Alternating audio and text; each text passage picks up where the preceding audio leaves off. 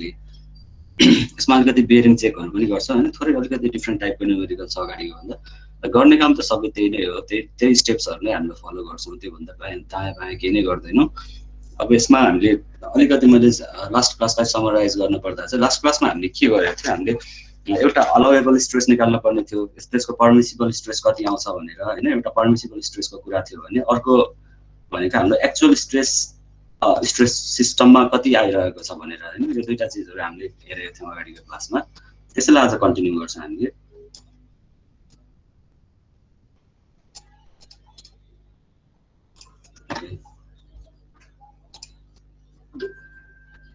अब यसमा हाम्रो अगाडिको क्लासमा सल्भ गर्ने स्टेप्सहरु के थियो, सबैभन्दा फर्स्टमा हाम्रो स्टेप भनेको स्टेप नम्बर 1 मा सबैभन्दा पहिले हामीले के फाइन्ड गर्न पर्थ्यो, हामीले पर्मिसिबल स्ट्रेस चेक गर्न पर्थ्यो हैन।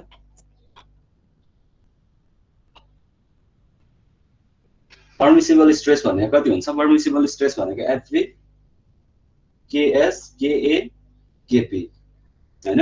एफबी भनेको हामीले के आधारमा निकाल्थ्यौं, एफबी निकाल्नको लागि हामीसँग के छ एजुम गर्न पर्छ हैन। एउटा भनेको कंक्रिटको कम्प्रेसिभ स्ट्रेन्थ, कंक्रिटको र ब्रिकको कम्प्रेसिभ स्ट्रेन्थ, अर्को भनेको हामीले सेकेन्डमा के चेक गर्नु, अर्को हामीले एजुम गर्नुपर्ने चीज के छ मोटा टाइप। दुईटा चीज हामीले एफबी को लागि एजुम गर्थ्यौं हैन। त्यसपछि हामीले केएस को लागि सेकेन्डमा हामीले केएस निकालेको थियो। केएस को लागि हामीसँग क्राइटेरिया के थियो, केएस निकाल्नको लागि हामीलाई के चाहिन्थ्यो, टेबलमा भनेको एक साइडतिर के छ इसेन्ट्रिसिटी भ्यालु छ टेबलको एक साइडतिर, अर्को साइडतिर के छ हाम्रो स्लेन्डरनेस रेशियो छ हैन। इसेन्ट्रिसिटी र स्लेन्डरनेस रेशियो छ। यो इसेन्ट्रिसिटी र स्लेन्डरनेस रेशियोको हामीले के गर्छौं भ्यालु हामीले फाइन्ड गरेपछि बल्ल हामी केएसमा एक्सेस हुन सक्छ हैन। सबैभन्दा फर्स्ट हामीले स्लेन्डरनेस रेशियो निकाल्न पर्यो। स्लेन्डरनेस रेशियो भनेको effective height divided by effective thickness अथवा effective length L effective divided by T effective. यो दुईटा मध्ये जुन लेसर भ्यालु छ त्यसलाई हामीले लिएको थियो हैन। त्यसपछि स्लेन्डरनेस रेशियो आइसकेपछि हाम्रो यदि सेन्ट्रिक लोडिङ छैन भने हामीले के गर्न सक्छौं, इसेन्ट्रिसिटी इक्वल टु 0 को भ्यालु हामीले हेरेर त्यहाँबाट हामीले केएस को भ्यालु निकालेको थियो। त्यसपछि केए र केपी को लागि हामीले के गरेको थियो, एउटा केए निकाल्नको लागि हामीले केए भनेको 0.2 मिटर स्क्वायर भन्दा एरिया सानो छ कि ठुलो छ भनेर चेक गर्न पर्यो हैन। त्यसको अब तपाईहरुलाई फिगर प्लानमा दिएको छ भने प्लानको त्यो क्रस सेक्सनको हेर्नु होला। त्यसको प्लानको क्रस सेक्सनमा एरिया 0.2 भन्दा ठुलो छ भने त्यसमा केए को भ्यालु कति हुने भयो, सिधै 1। यदि 0.2 भन्दा सानो छ भने केए को भ्यालु कति हुन्थ्यो, 0.7 + 1.5 ए हुन्थ्यो हैन। त्यसैगरी अब केए पनि सक्यो। त्यसपछि केपी को भ्यालुको लागि हामीले के गरेको थियो, ब्रिकको साइज एजुम गरेको थियो हामीले हैन। ब्रिकको साइज एजुम गरेको थियो हामीले 230 110 55। यो गर्दाखेरि हाइट बाइ विड्थ को रेशियो भनेको 55 डिवाइडेड बाइ 110 गरेर यो गर्दाखेरि कति आएको थियो 0.5 आएको थियो। 0.5 भनेको 0.75 भन्दा सानो छ। त्यहाँ टेबलबाट हेरेर हामीले के गरेको थियो, केपी को भ्यालु 1 निकालेको थियो। अब यसरी हामीले के गरेको थियो, अल्टिमेटली यो सबै भ्यालुहरुलाई मल्टिप्लाई गरेर हामीले पर्मिसिबल स्ट्रेस निकालेको थियो। त्यसैले चाहिँ एक्चुअल स्ट्रेस कति छ भनेर त्यो सिस्टममा एक्चुअल स्ट्रेस निकाल्नको लागि हामीले फेरि के गरेको थियौं, लोड क्याल्कुलेसन गरेर अनि बेसमा वालको बेसमा लोड कति आउँछ भनेर क्याल्कुलेट गरेको थियौं। यो थोरै प्रिभियस क्लासमा मैले थोरै समराइज गरे। हामी यही स्टेप्सहरु नै फलो गर्दै जान्छौं यसमा पनि। यसमा थोरै हामीले यो क्वेशनमा पहिले हेरौं। यो क्वेशन हेर्दै गर्नुस् तपाईहरुले यसमा के दिएको छ।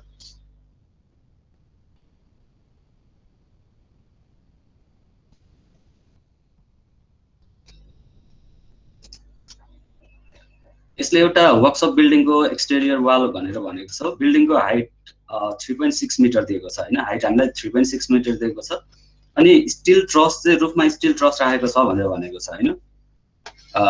4.5 मिटर स्पेसिङमा भनेको यो वालको स्पेसिङ 4.5 मिटर स्पेसिङको वाल छ अनि wall is securely tied at the roof and floor level भनेर भनेको छ। Assume as follows. त्यसपछि उसले डाटाहरु एजुम गर्न दिएको छ। कन्सन्ट्रेटेड लोड लागेको भएर यसमा अलिकति डिफरेन्ट तरिकाले हामीले न्युमेरिकल सल्भ गर्नुपर्छ।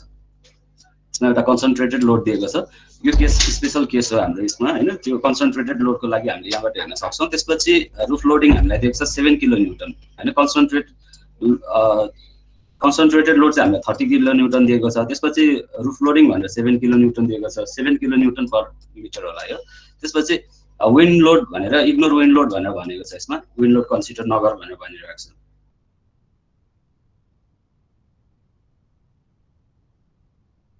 दिएको छ, दुईटा बिचमा दुईटा वाल बिचको स्पेसिङ हामीले थाहा छ। अनि जुन यो तलपट्टिको पायरको थिकनेस भनेको 200 mm दिएको छ, वालको थिकनेस पनि 200 mm दिएको छ।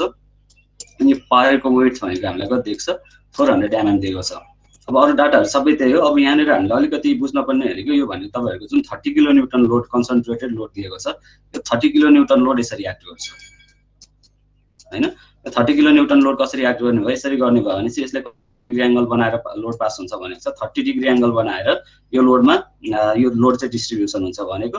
मैले यो लोडको एउटा वाल छ, यो वालमा मैले कस्तो छ भने मेरो यो वाल यस्तो खालको वाल छ, यो वालमा मैले माथिपट्टि यस्तो खालको वाल छ भने मैले यहाँनिर लोड लगाइदिएँ भने यो लोड चाहिँ कसरी ट्रान्सफर हुन्छ बेससम्म, यसरी ट्रान्सफर हुन्छ भनेर भनेको। यसले भनेको यहाँनिर 30 किलोन्युटन लोड लगाएको, यहाँनिर मेरो यो डिस्ट्रिब्युटेड भएर डिस्ट्रिब्युटेड लोड कति बन्छ भनेर मैले निकाल्न पर्ने हुन्छ।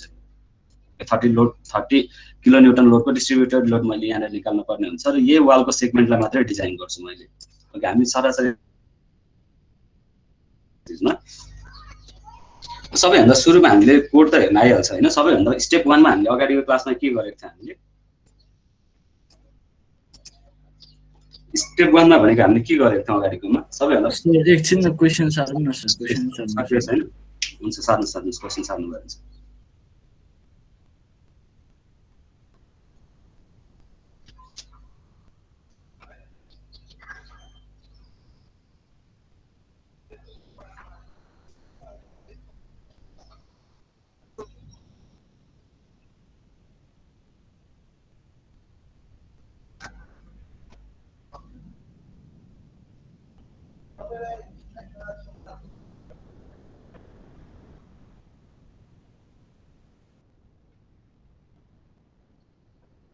अब सक्नुभयो?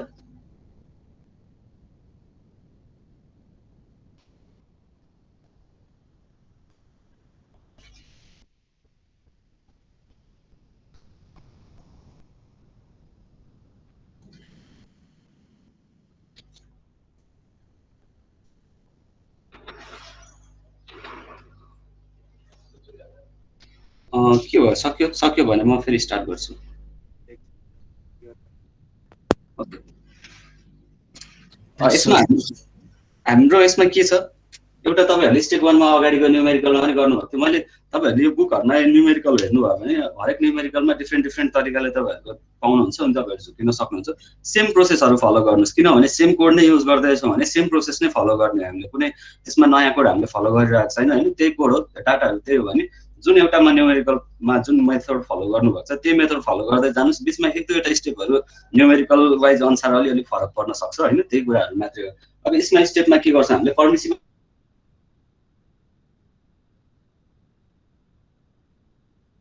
पर्मिसिबल स्ट्रेसको लागि हामीसँग के छ फर्मुला, मैले अहिले एफ अलाउएबल भनेर लेखेँ भने एफ अलाउएबल भनेको एफपी केएस केए केपी छ। मैले निकाल्नको लागि अब यसमा मैले 1 मा यसलाई ए भन्छु मैले यसमा, त्यसपछि 1 मा एफबी को लागि हैन बेसिक कम्प्रेसिभ स्ट्रेस यसको कति आउँछ मैले टेबलमा देखाउँछु। यो यसको बेसिक कम्प्रेसिभ स्ट्रेस हेर्ने भने यसमा हेर्नुस् त, यसमा मैले एउटा अस्ति मैले M10 र M1 ग्रेडको कंक्रीट M10 को ब्रिक र M10 भनेछु 10 मेगापास्कलको ब्रिक र M1 ग्रेडको मोटार मैले युज गरेको थिएँ हैन। अहिले मैले 10 को र अनि त्यसपछि M3 ग्रेडको मोटार युज गर्छु, के फरक पर्दैन तपाईहरुले हैन। मैले अहिले चाहिँ के गर्छु भने अब यसको लागि मलाई बेसिक स्ट्रेसको लागि हामीलाई एउटा यो एजुम गर्न पर्ने हुन्छ, त्यसपछि एउटा कंक्रीट भन्ने आउँछ, यो ब्रिकको स्ट्रेन्थ एजुम गर्न पर्ने हुन्छ हैन। अब यो दुईटा चीजहरु एजुम गर्दाखेरि मैले अहिलेलाई कसरी एजुम गर्छु, कम्प्रेसिभ स्ट्रेन्थ अफ ब्रिक भनेको मैले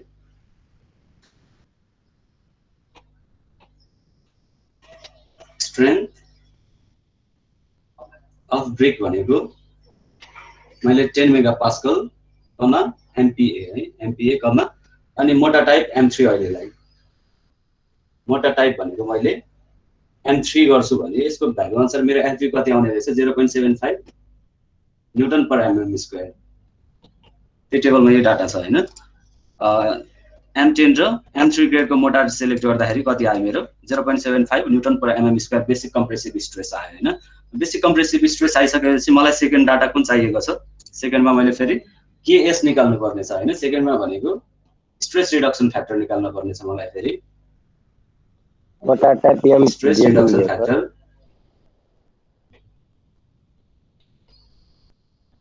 स्ट्रेस रिडक्सन फ्याक्टरको लागि मलाई के चाहिन्छ स्ट्रेस रिडक्सन फ्याक्टरको टेबलमा जाउँ एकचोटि स्ट्रेस रिडक्सन फ्याक्टरको लागि मैले टेबल 9 युज गर्न सक्छु त्यसले के मागिरहेको छ स्लेन्डरनेस रेशियो मागिरहेको छ भने चाहिँ मैले के गर्नु पर्यो स्लेन्डरनेस रेशियो क्याल्कुलेट गर्नु पर्यो स्लेन्डरनेस रेशियो क्याल्कुलेट गर्नको लागि हामीसँग स्लेन्डरनेस रेशियो भनेको के छ H effective divided by T effective or L effective divided by T effective जुन सानो हुन्छ त्यो युज गर्ने भनेर हामीले भन्छौँ हैन अब यसमा तपाईहरुले एच इफेक्टिभ र टी इफेक्टिभ निकाल्न सक्नुहुन्छ रुफको हाइट तपाईहरुलाई क्वेशनमा गिभन छ वर्कसप बिल्डिङको हाइट 3.6 मिटर छ र माथिपट्टि ट्रस छ भनेर भनेको छ यसमा कोडमा हेर्नुस् त कुन फर्मुला कुन टेबल युज गर्न पर्छ यसमा कुन युज गर्न पर्छ होला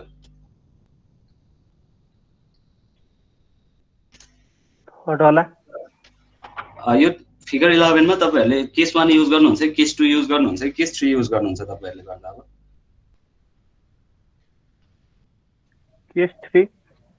केस 3 हैन माथिपट्टि तपाईहरुको ट्रस छ भनेर भनेको छ भनेपछि ट्रस भएको केसमा कति दिएको छ यसले 0.85 दिएको छ नि हैन बीचको स्टोरी हैन हाम्रो 0.85 वाला हो भने माथिपट्टि ट्रस केसमा छ भने हामीले यो फर्मुला युज गर्न पर्यो भने चाहिँ इफेक्टिभ हाइट कति हुने रहेछ यसको 0.85 h हुने रहेछ सरी h इफेक्टिभ भनेको 0.85 into h हुने रहेछ h भनेको हामीलाई कति दिएको छ क्वेशनले 3.6 मिटर 0.85 into 3.6 गर्दाखेरि कति आयो कति मिटर आयो हाम्रो यो भनेको इफेक्टिभ हाइट हो त्यसैगरी इफेक्टिभ लेन्थ पनि हेर्न सकिन्छ हामीले इफेक्टिभ लेन्थ त्यो भन्दा तलको टेबलमा छ इफेक्टिभ लेन्थ हेर्नुस् त कुन फर्मुला युज गर्नुपर्छ हामीले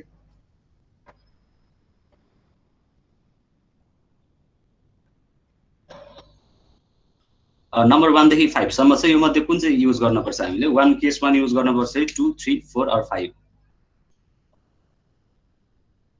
where a wall is continuous and is supported by cross wall यही हो नि केस हैन हाम्रो wall continuous पनि छ र supported by cross wall भनेर भनेको छ हेर्नुस् त्यतापटि wall continue पनि गइरहेको छ अनि supported by यो cross wall अथवा पायरहरुले सपोर्ट गरेको छ भने लेन्थ कति लिने भनेर भन्छ 0.8 l लिने भनेर भनेको छ हैन भनेपछि यहाँबाट हामीले L इफेक्टिभ पनि निकाल्न सक्ने रहेछौं L इफेक्टिभ भनेको 0.8 l भनेको 4500 0.8 into 4.5 गर्दा कति मिटर आयो यहाँबाट हाम्रो L इफेक्टिभ पनि आउने भयो हैन यहाँबाट H इफेक्टिभ आयो यहाँबाट L इफेक्टिभ आयो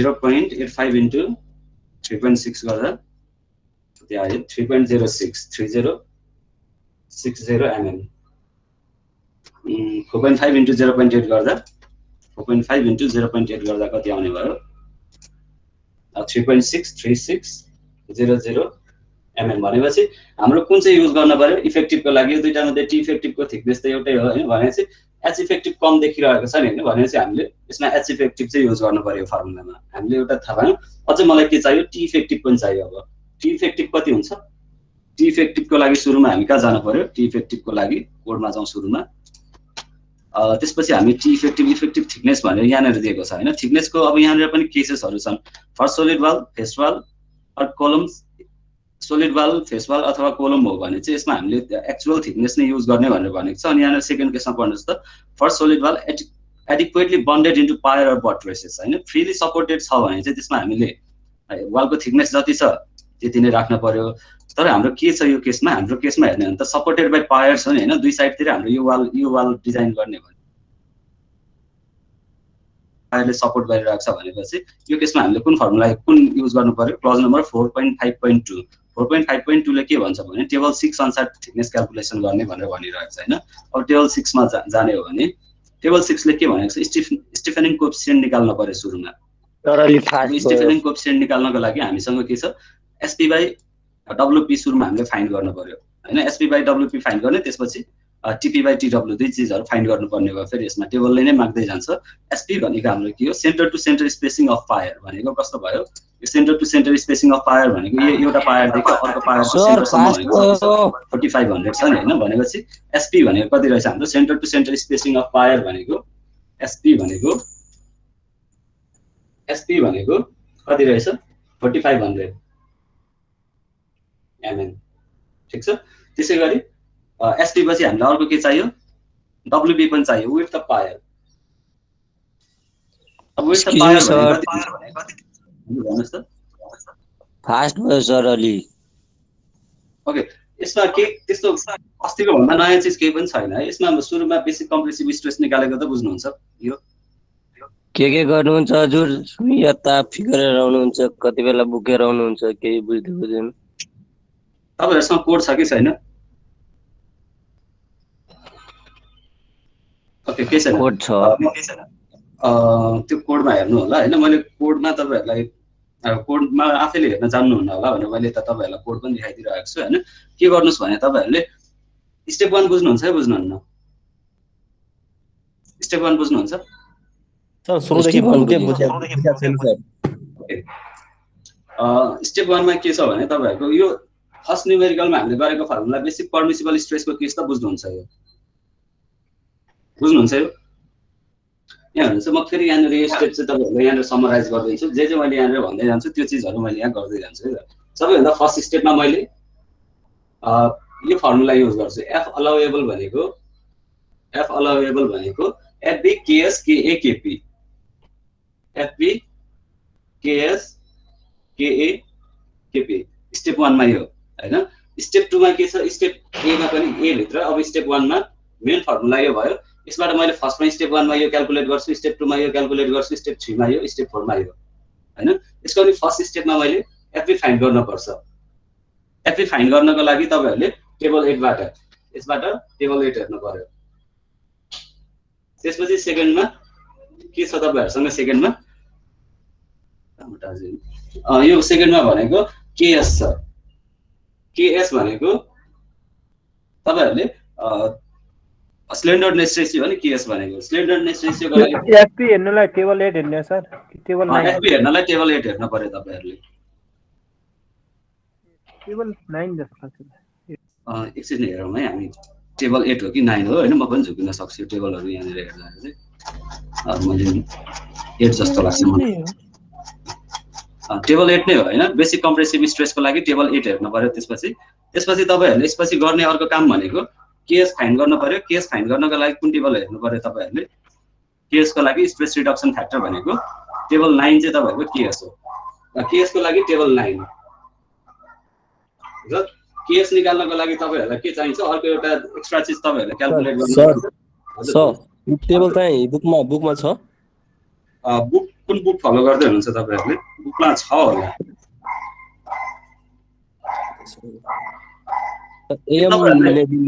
एम नेभिले को रहेछ।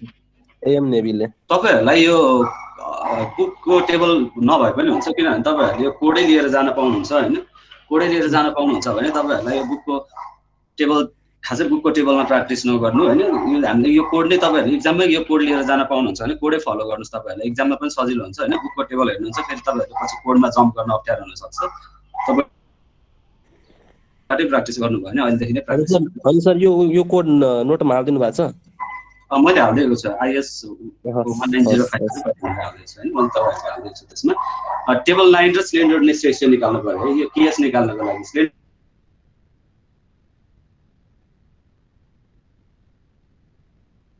यो स्लेन्डरनेस रेशियो भनेर मात्रै डिनोट गरे। त्यसपछि स्टेप 3 मा मैले के गर्छु?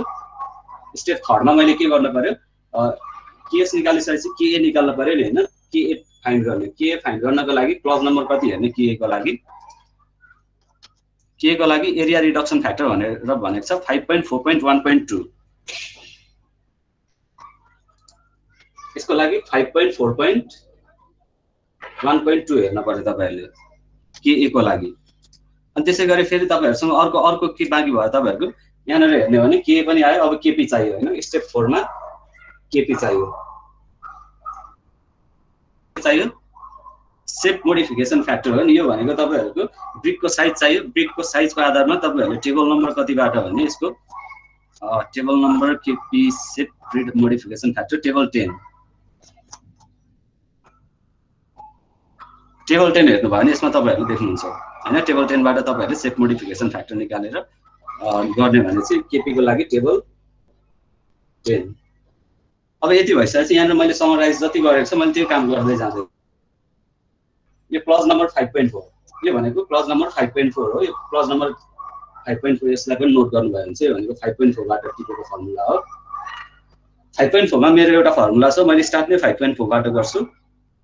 त्यसपछि त्यसमा मैले के गर्नु पर्यो, फर्स्टमा भनेको एफपी फाइन्ड गर्न पर्यो। टेबल 8 यो डाटा लिए, त्यो डाटा लिने बेलामा मैले के एजुम गरे भने ब्रिकको स्ट्रेन्थ चाहिँ 10 मेगापास्कल र मोटा टाइप M3 हो भनेर एजुम गरे यसलाई। बुझ्नुहुन्छ? अनि त्यो टेबल हेर्दाखेरि तपाईहरुले के पाउनु भयो, त्यो टेबलमा एफपी को भ्यालु भनेको 0.75 न्युटन पर mm स्क्वायर पाउनु भयो। अब सेकेन्ड स्टेप के हो तपाईहरुको, केएस फाइन्ड गर्ने। केएस फाइन्ड गर्ने टेबल 9 मा। तर टेबल 9 ले के भनिरहेको छ, टेबल 9 मा जाँदाखेरि यहाँ अब टेबल 9 मा तपाईहरु जानु भयो भने यसले स्लेन्डरनेस रेशियो र इसेन्ट्रिसिटी मागिरहेको छ। दुईटा चीजहरु मागिरहेको छ, एउटा स्लेन्डरनेस रेशियो एउटा इसेन्ट्रिसिटी मागिरहेको छ। भनेपछि मैले स्लेन्डरनेस रेशियो निकाल्न पर्यो। अब स्लेन्डरनेस रेशियो निकाल्न लागि चाहिँ हामीसँग formula H effective divided by T effective अथवा L effective divided by T effective भनिन्छ हैन। त्यही फर्मुला मैले यहाँ लेखेँ स्लेन्डरनेस रेशियो निकाल्न। अहिले सम्म म यहाँ हैन। अब यसको लागि बाँकी प्यारामिटर्सहरु मैले क्याल्कुलेट गर्न लागेको H effective divided by T effective अथवा L effective divided by T effective। H effective भनेको H effective को लागि अब के गर्नु पर्यो तपाईहरुले, ल यसमा पनि अब तपाईहरुको चाहिन्छ तपाईहरुले H effective L effective र T effective। यसमा पनि एउटा भनेको H effective क्याल्कुलेट गर्न पर्यो टेबल 11 बाट, यो फिगर 11 बाट। त्यसपछि L effective चाहिन्छ। ठ्याक्कै H effective को तलपट्टि एउटा टेबल छ, त्यसमा तपाईहरुको के छ, यसमा हेर्नु टेबल नम्बर 5 मा L effective को लागि टेबल नम्बर 5 मा छ। नोट गर्दै जानु होला, टेबल नम्बर 5 मा छ यो टेबल 5। अनि त्यसपछि T effective को लागि फेरि तपाईहरु कहाँ जानु पर्यो, टेबल 6 मा। नोट गर्नु भयो भने T effective टेबल 6 मा छ।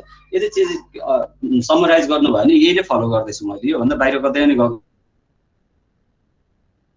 प्लस 5.4 मा गए, त्यसबाट एफपी को भ्यालु निकाले। एफपी को भ्यालु निकालिसकेपछि मैले फेरि केमा गए, स्ट्रेस रिडक्सन फ्याक्टर केएस निकाल्न पर्ने हुन्छ मलाई। केएस को लागि मलाई स्लेन्डरनेस रेशियो चाहिन्छ। स्लेन्डरनेस रेशियो निकाल्नको लागि फर्मुला यो छ। अब यो फर्मुला फेरि H effective divided by T effective अथवा L effective divided by T effective use गर्न पर्छ। H effective तपाईहरुको टेबल फिगर 11 मा छ। फिगर 11 ले के भनिरहेको छ, यदि ट्रस केस छ भने 0.85 H हुन्छ भनेको छ। अर्को L effective हेर्नुहुन्छ भने 0.8 L हुन्छ भनेर भनेको छ L effective मा हैन। यदि पायरहरु चाहिँ यदि वाल चाहिँ पायरहरुको बीचमा छ भने त्यस्तो केसमा 0.8 L लिने भनेर भनेको छ। भनेपछि यहाँसम्म केही समस्या छ तपाईहरुलाई यो भन्दा माथि?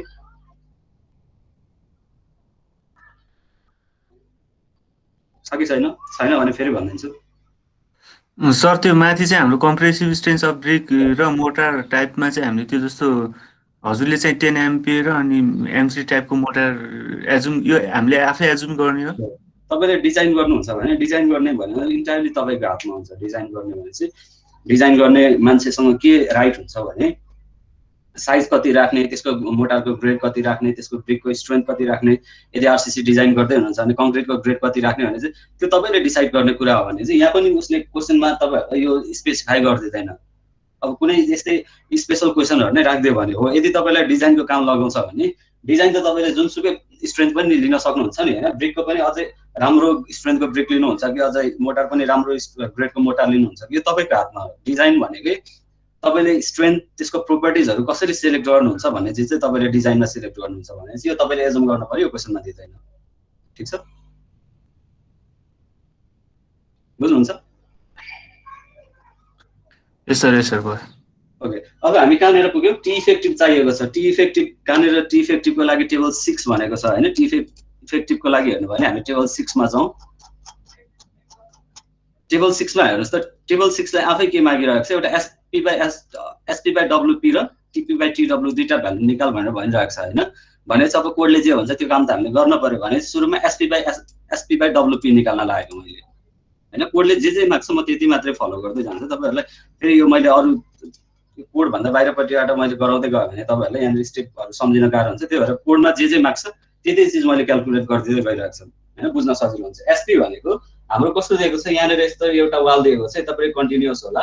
यहाँनेर बीचमा एउटा सपोर्ट दिएको छ, स्ट्रेट भएन। यहाँनेर अर्को सपोर्ट दिएको छ, त्यसपछि यता फेरि अर्को वाल दिएर त्यस्तो खालको क्वेशन छ हैन। SP भनेको एउटा यसको जुन यो पायर छ यहाँनेर देखेको यो पायर सेक्सन छ, यो पायरदेखि यो पायरसम्मको सेन्टर टु सेन्टर डिस्टेन्स भनेको हाम्रो के भयो? SP भयो। भनेपछि एसपी भनेको क्वेसनमा यो भनेको 4500 mm दिएको छ भनेपछि मैले 4500 mm लेखेँ। त्यसै विड्थ अफ पायर भनेको यति विड्थ अफ पायर भनेको यो हुन्छ। क्वेसनमा कति दिएको छ विड्थ अफ पायर हेर्नुस् त क्वेसनमा हेर्नुहुन्छ भने 400 mm दिएको छ नि विड्थ अफ पायर हैन। ठीक छ, विड्थ अफ पायर 400 छ भने अब तपाईहरुले के गर्नुहुन्छ एसपी र यो एसपी र डब्ल्युपी भनेको बुझ्नु भयो हैन। एसपी भनेको सेन्टर टु सेन्टर स्पेसिङ कति छ पायर बीचमा, डब्ल्युपी भनेको विड्थ अफ पायर कति छ। यो भनेको तपाईहरुको थिकनेस अफ पायर हो, यो भनेको विड्थ अफ पायर हो। यसमा अझै थिकनेस अफ पायरमा तपाईहरुले यति पुरै लिनुहुन्छ, मैले फिगर 1 मा देखाउँछु। त्यसको लागि फिगर 1 मा हेरौँला हामीले। यो भनेको विड्थ अफ पायर हो यहाँ देखि यहाँसम्म भनेपछि अब तपाईहरुसँग विड्थ अफ पायर 400 mm क्वेसनमै गिभन छ भनेपछि एसपी बाइ डब्ल्युपी जुन कोडले मागिरहेको छ मैले मागेको हैन, यो कोडले मागेको हो। फर्स्टमा मैले के गरे, मैले त यसको स्टिफेनिङ कोएफिसिएन्ट निकाल्नको लागि थिकनेस निकाल्नको लागि मलाई स्टिफेनिङ कोएफिसिएन्ट चाहिन्छ। त्यसको लागि मैले यो टेबल 6 फलो गर्दैछु। टेबल 6 ले आफैले के मागिरहेको छ एसपी बाइ डब्ल्युपी मागिरहेको छ। अब यसले मागेको एसपी बाइ डब्ल्युपी मैले क्याल्कुलेट गर्न सक्ने भए यहाँनेर हैन। अब त्यही काम के गर्दैछु मैले यहाँबाट एसपी बाइ डब्ल्युपी भनेको कति आउने भयो मेरो SP by WP equal to 4500 divided by 400 हैन। अनि 45 डिवाइडेड बाइ 4 कति आयो 11.25 हाम्रो के आयो एसपी बाइ डब्ल्युपी। अब त्यही कोडले फेरि अर्को के पनि मागिरहेको छ, हामीले यो त निकाल्दियौं हैन। त्यसपछि फेरि यसले टीपी बाइ टीडब्ल्यू पनि निकाल भनिरहेको छ। अब यो टीपी बाइ टीडब्ल्यू चाहिँ यसले के भनिरहेको छ, यसको लागि फिगर 1 मा जा भनेर यसैले भनिरहेको छ। मैले पनि भनेको छैन फिगर 1 मा जा भनेर उसले भनिरहेको छ भने म माथि फिगर 1 मा जान्छु। फेरि यो फिगर 4 कोडले जे माग्छ त्यति चीजहरु फलो गर्दै गइरहेको छ। मैले एक्स्ट्रा चीजहरु यसमा केही पनि क्याल्कुलेट गरिरहेको छैन। फिगर 1 मा यहाँ नेर हैन, यसमा हेरौँ त हामीले यो सबै थिकनेस निकाल्नुको लागि हैन, इफेक्टिभ थिकनेस निकाल्नुको टी इफेक्टिभ निकाल्नुको लागि हो। टी इफेक्टिभ निकाल्नकै लागि हामीले यत्रो दुःख गरिरहेको छौं। हाम्रो केस 1 मा भ्यालिड हुने खालको केस दिएको भए हैन, यदि हाम्रो यसमा अहिले हामी फेरि यसमा आउला नभए हैन, त्यसमा भ्यालिड हुने खालको दिएको भए चाहिँ हामीले के गर्थ्यौं त्यसमा, यदि अनसपोर्टेड बीचमा सोलिड पायर त्यो पनि सोलिड वाल अनि साइडमा पायरहरुले सपोर्ट नगरेको भए चाहिँ हामीले एल इफेक्टिभ भनेको जति त्यसको वालको थिकनेस छ त्यही नै इफेक्टिभ थिकनेस हुन्थ्यो भनेर भन्छौं। तर यहाँ चाहिँ अब पायरले सपोर्ट गरेको भएकोले गर्दाखेरि अब हामीले एक्स्ट्रा क्याल्कुलेसनतिर जानु पर्ने भयो। त्यो कोडले भनेको छ टेबल 6 बाट क्याल्कुलेट गर्नु यदि वाल चाहिँ पायरहरुको बीचमा छ भने भनेर क्वेशनले स्पेसिफाई गरिदिएको छ भने हामीले त्यो काम गर्नु पर्यो हैन। अब यसमा फेरि टीडब्ल्यू यसमा हेर्नु भएन, विड्थ अफ पायर भने यहाँ डब्ल्युपी छ नि हैन, डब्ल्युपी भनेको चाहिँ यो विड्थ अफ पायर हो। अघि मैले देखाएको चीज भनेको विड्थ अफ पायर भनेको जुन यो सपोर्ट हुन्छ, यहाँ वाल त यसरी कन्टिन्यू यतातिर गइरहेको छ, यो जुन वालले सपोर्ट गरेको यति थिकनेस हुन्छ यो भनेको चाहिँ विड्थ अफ पायर भयो। त्यसपछि यो टीडब्ल्यू भनेको विड्थ अफ वाल हो।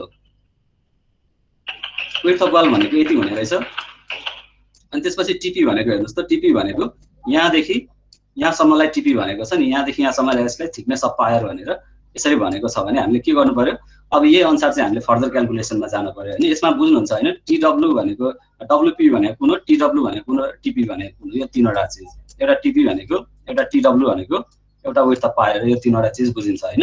अब त्यसैलाई फलो गर्दै हामी के गर्छौं, टेबल 6 मा जान्छौं। फेरि टेबल 5 टेबल 6 यहाँनेर आउने हो भने चाहिँ मैले टीपी बाइ टीडब्ल्यू निकाल्नु पर्ने रहेछ हैन। टीपी बाइ टीडब्ल्यू भनेको अब यो फिगरमा हेर्ने हो भने यो फिगरमा हेर्ने भने टीपी कति दिएको छ, थिकनेस अफ पायर भनेको 200 mm दिएको छ, 200 mm प्लस 200 mm 400 mm भयो। थिकनेस अफ पायर भनेको यति हो नि हैन। कोडमा त्यहाँनेर फिगर 1 मा देख्नु भएको थियो, यहाँदेखि यहाँसम्म भनेको टीपी दिएको छ, यो भनेको टीपी हो, यो टीपी हो, यो भनेको टीडब्ल्यू हो, यो विड्थ अफ पायर, यो डब्ल्यू विड्थ अफ पायर हो, यो विड्थ अफ पायर, अनि यो चाहिँ वाल थिकनेस टीडब्ल्यू 200 mm चाहिँ। यो तीनवटा कुराहरु बुझ्नुहुन्छ हैन। भनेपछि यसबाट हाम्रो कति आयो, टीपी भनेको थिकनेस अफ पायर कति रहेछ, थिकनेस अफ पायर भनेको माथि वालको थिकनेस 200 प्लस यो पायरको यतापट्टि प्रोजेक्टेड थिकनेस भनेपछि 200 प्लस 200 400 भयो। भनेपछि हामी त्यहाँनेर जाउँ, फेरि सल्भ गर्न जाउँ। हाम्रो कति रहेछ, अब कोडले मागेको चीजमै म हेर्दैछु, टीपी बाइ टीडब्ल्यू मलाई चाहिने छ। टीपी बाइ टीडब्ल्यू मैले क्याल्कुलेट गर्नुपर्ने छ। टीपी भनेको के भयो मेरो, thickness of pier, thickness of pier भनेको 200 माथिको वालको थिकनेस प्लस त्यसमा 200 तलको थिकनेस पनि जोड्नु पर्यो, डिवाइडेड बाइ टीडब्ल्यू भनेको थिकनेस अफ वालको थिकनेस कति दिएको छ, 200 दिएको छ भनेपछि यसले 400 डिवाइडेड बाइ 2 भनेको 2 आयो। ठीक छ। अब यो 2 आयो भने तपाईहरुले के गर्न सक्नुहुन्छ कोडमा हेर्नुस् त TP/TW को भ्यालु तपाईहरुले 2 निकाल्नु भयो भने यो युज गर्न पर्यो यो टेबल यो कोलम युज गर्न पर्यो अनि तपाईहरुले TW 200 हो सर थिकनेस अफ वाल क्वेशनमा 200 दिएको छ हैन यो भनेको 200 वालको थिकनेस 200 दिएको छ अनि तलको पाएको यो थिकनेस भनेको 200 दिएको छ हैन 200 + 200 400 भयो टिपी भनेको अनि थिकनेस अफ वाल मात्रै चाहिँ कति भयो 200 हुने भयो नि हैन अब यसैलाई फलो गर्नु भयो भने तपाईहरुको कति आउने भयो यो TP/TW भनेको 2 आउने भयो हैन 2 आयो भने तपाईहरुले SP/WP पनि निकाल्नु भएको छ 11 point कति आएको छ तपाईहरुको 11.25 आएको छ भने 11.25 तपाईहरुले हजुर टिपी को एकचोटी फिगर टिपी भनेको थिकनेस अफ पायर हो थिकनेस अफ पायर भनेको चाहिँ यो जति यो छ नि यहाँ देखि यो पायर भएको ठाउँको यो कम्प्लिट थिकनेसलाई हामीले थिकनेस अफ पायर भन्छौं तपाईहरुले यो कम्प्लिटलाई तपाईहरुले पायर थिकनेस अफ पायर भन्ने हो भनेको यहाँ देखि यहाँसम्मको थिकनेस भयो यो टिपी भनेको चाहिँ टिपी भनेको यो थिकनेसमा हेर्नुहुन्छ भने यहाँ देखि यहाँसम्मको वालको थिकनेस 200 mm भयो यो माथिको 200 mm वाल थिकनेस भनेर दिएको छ अनि त्यो भन्दा तलपट्टि यसको यो प्रोजेक्टेड थिकनेस 200 mm यहाँनेर दिएको छ भने यो 200 mm भयो नि हैन भनेपछि टोटल टिपी भनेको 200 + 200 भनेको 400 mm भयो टिपी भनेको ठीक छ अब 400 mm आयो भने TP/TW आयो तपाईहरुको अब तपाईहरुसँग 11.25 आएको छ TP/TW 2 आएको छ भने यो टेबल युज गर्न सक्नुहुन्छ यसको लागि अब तपाईहरुले यो भ्यालु पनि क्याल्कुलेट गरिसक्नु भयो यो भ्यालु पनि क्याल्कुलेट गरिसक्नु भयो तपाईहरुले भनेपछि अब यो टेबल युज गर्न पाइयो तपाईको 11.5 कहाँनेर परेको छ यो दुईटाको बीचमा परेको छ हैन यो दुईटाको बीचमा परेको छ भने तपाईहरुले इन्टरपोलेट कहाँनेर गर्नु पर्यो यसमा यो दुईटाको बीचमा इन्टरपोलेट गर्नु पर्यो 1.2 र 1.1 को बीचमा अब यो अस्तिको जसरी इन्टरपोलेट गर्नु भयो भने यसको भ्यालु कति आउँछ कसरी इन्टरपोलेट गर्नुस् त कति आउँछ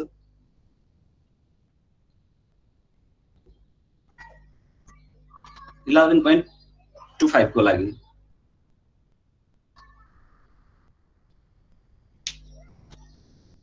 सक्नुहुन्छ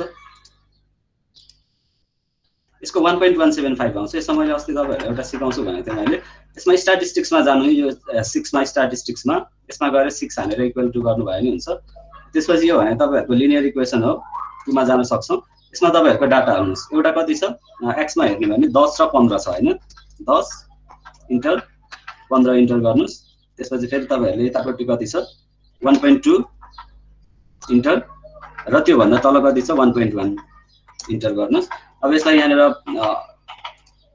अफ गरिदिनु भयो हुन्छ त्यसपछि अब यहाँनेर अप्सनमा जानुस् अप्सनमा गइसकेपछि एक डाउन जानुस् त्यसपछि 4 मा रिग्रेसन भन्ने छ रिग्रेसनमा तपाईहरुले कुन भ्यालु निकाल्ने हो y भ्यालु निकाल्ने हो भने y भ्यालु के को आधारमा तपाईहरुले y निकाल्दै हुनुहुन्छ x को आधारमा y निकाल्दै हुनुहुन्छ भने y मा टाइप गर्नुस् रिग्रेसन y क्याप 5 मा हैन कतिको निकाल्ने हो तपाईहरुले तपाईहरुको भ्यालु भनेको 11.25 छ नि हैन 11.25 मा हेर्नु भने 1.175 इन्टरपोलेसन चाहिँ यसरी गर्न सक्नुहुन्छ क्याल्कुलेटरको हेल्पबाट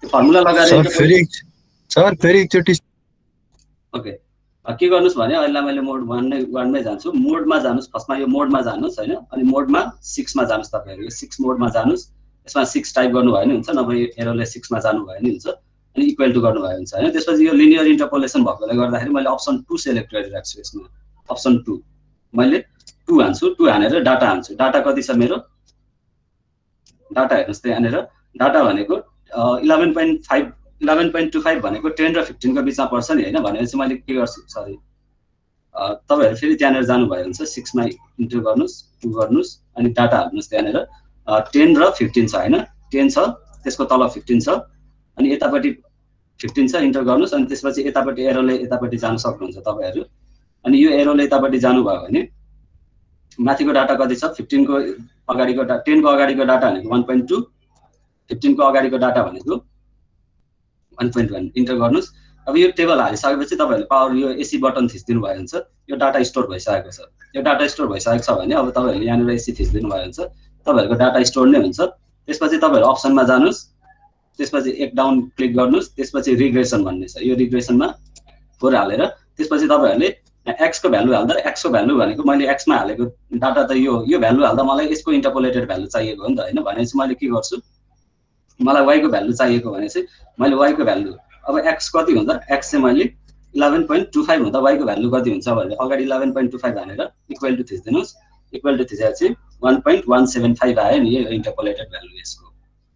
ठीक छ भनेपछि हाम्रो हजुर त्यो पुरानो वाला क्याल्कुलेटरमा हुन्छ हुँदैन यस्तो रिग्रेसन स्ट्याटिस्टिक्स छ हैन स्ट्याटिस्टिक्स छ भने त्यसमा नि मिल्छ सर त्यो रिग्रेसनमा कसरी गर्ने एक्चुअली भन्नु नि फेरि के छ स्ट्याटिक्स छ सर त्यो रिग्रेसन कसरी आउने त्यो थाहा भएन सर यसमा तपाईहरु रिग्रेसनमा जानको लागि चाहिँ अप्सनमा जान पर्यो एक स्टेप डाउन क्लिक गर्नुस् हैन अप्सनमा गएर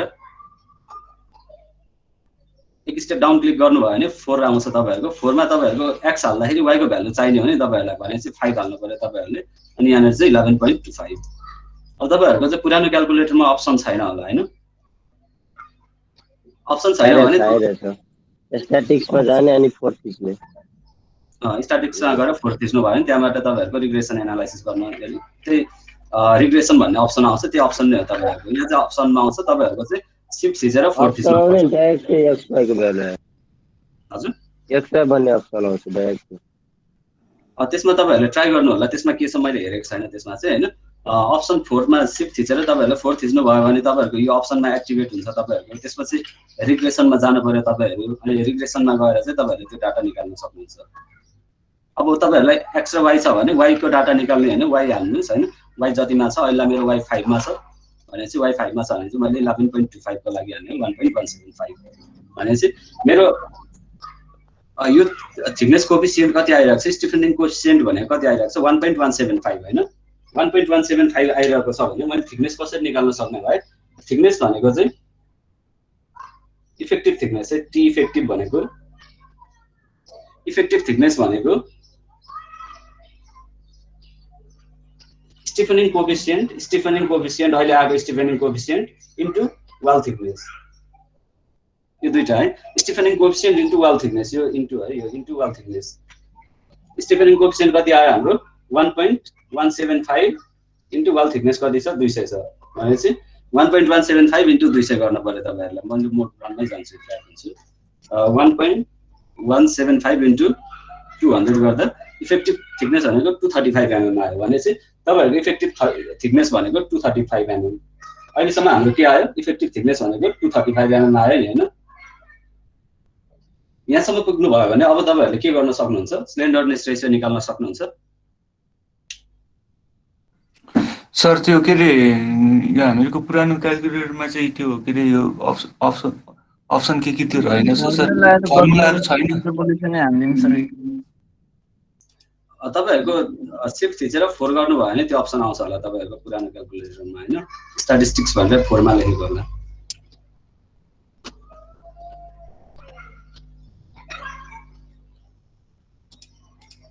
त्यो फर्मुलाबाटै गरौँ न सर y - y1 बाटै छैन सर आउँदैन ल ठिकै छ फर्मुलाबाटै गर्नु भयो हुन्छ यो माथिको मेटाइदियो माथिको त बुझ्नु भएको छ हैन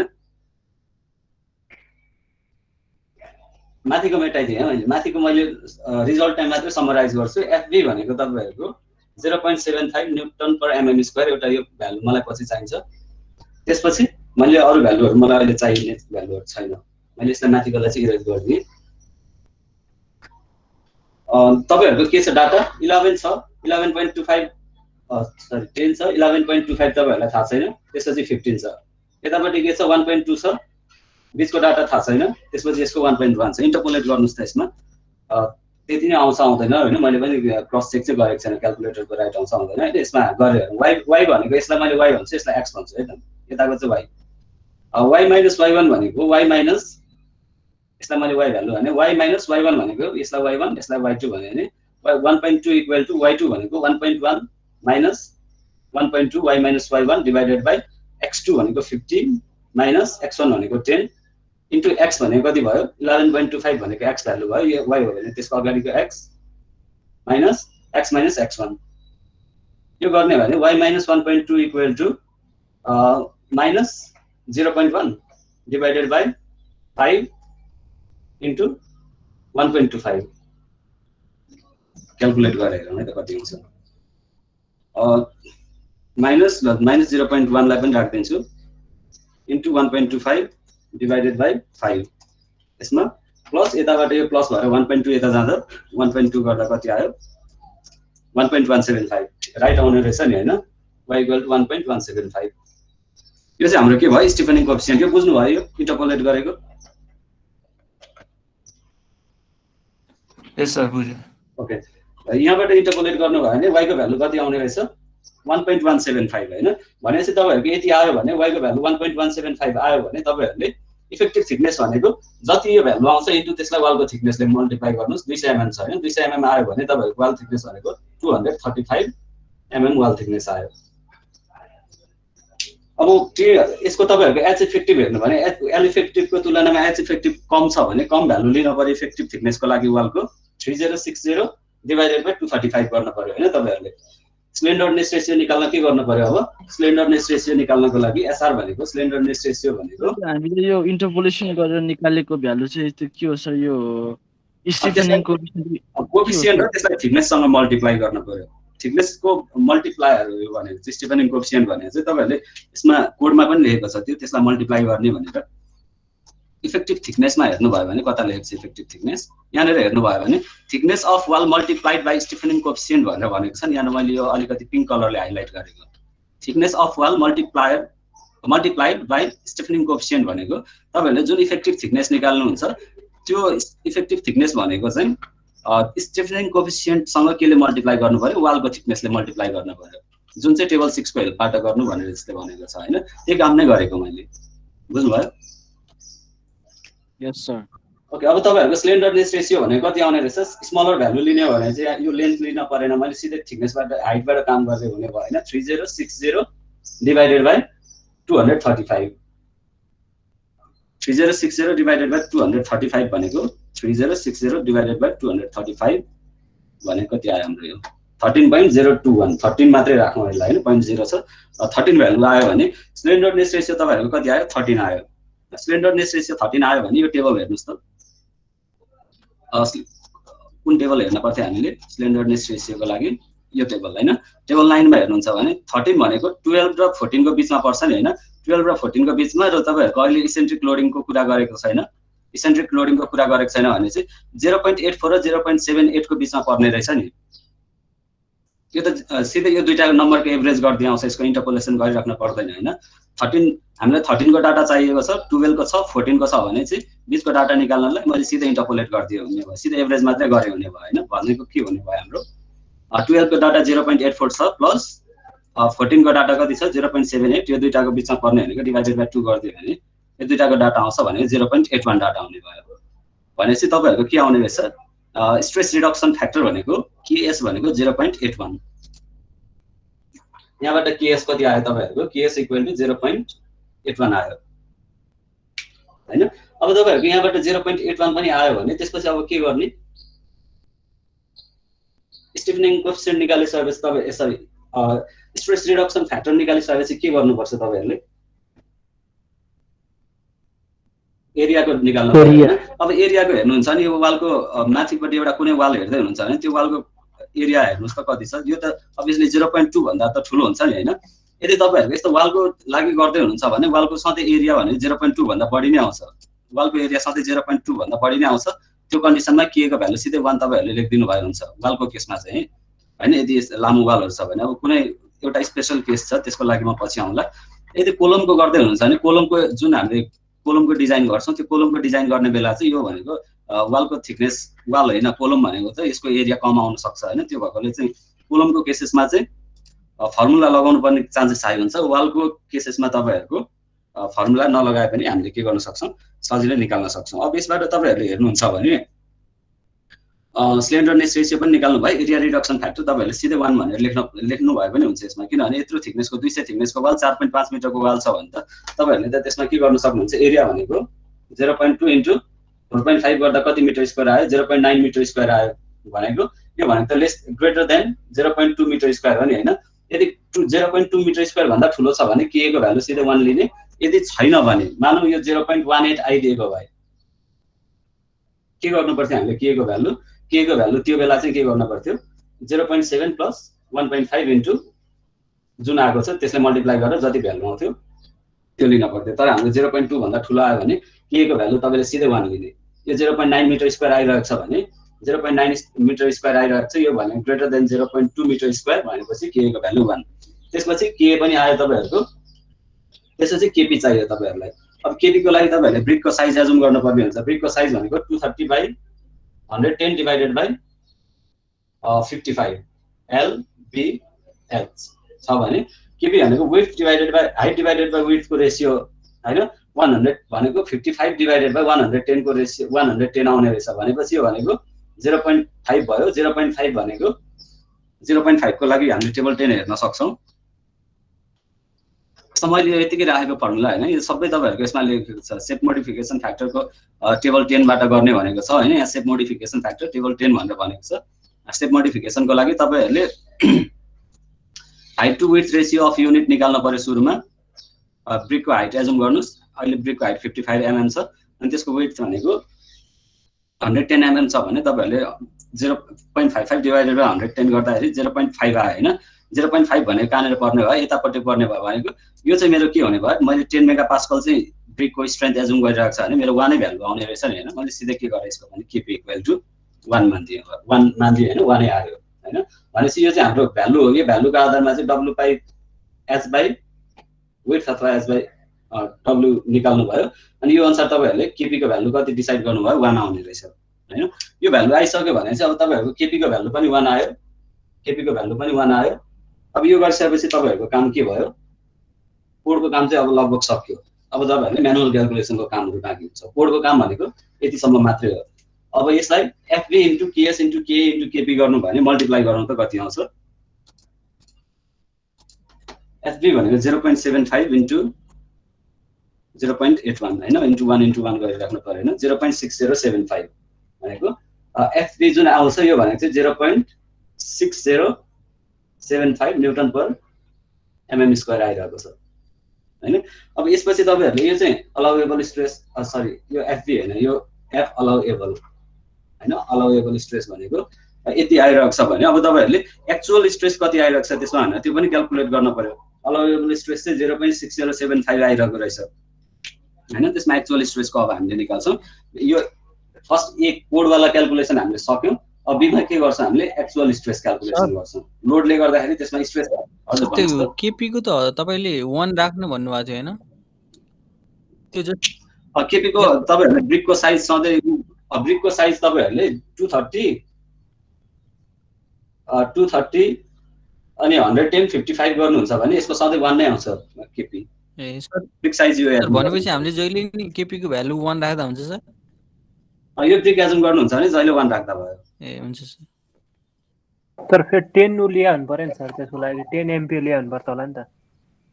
हैन यस्तो छ, तपाईहरुको त्यो टेबलमा हेर्नु भयो भने 0.5 को जुन माथिपट्टिको भ्यालुहरु सबै 1 नै छ, त्यसले गर्दा फरक पर्दैन। तपाईहरुको माथिपट्टिको 5 मा पनि 1 नै छ, 7.5 मा पनि 1 नै छ, 10 मा पनि 1 नै छ, त्यसपछि 15 मा पनि 1 नै छ नि त हैन। त्यो भएकोले गर्दा खासै फरक पर्दैन त्यसले। एक्चुअल स्ट्रेस हेर्नुहुन्छ भने अब एक्चुअल स्ट्रेस भनेको त्यसले कति लोड त्यो सिस्टममा लगाइरहेको छ हैन।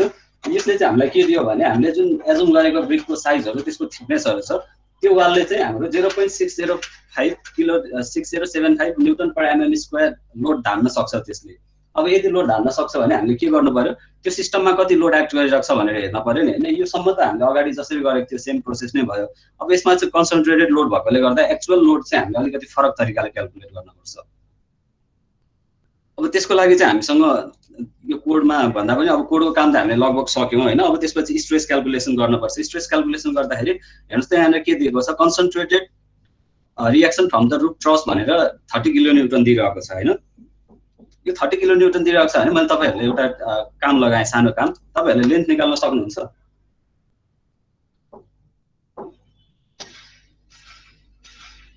यसको हाइट h छ मान्नुस्, यसको हाइट h छ भने अनि तपाईहरुको यो एंगल 30 डिग्री दिएको छ भने 30 डिग्री दिएको छ भने तपाईहरुले यसको बटमको यसको बेसको थिकनेस निकाल्न सक्नुहुन्छ। थिकनेस भन्दा नि यो लेन्थ बेसको ट्राई गर्नुस् त कति निकाल्नुहुन्छ।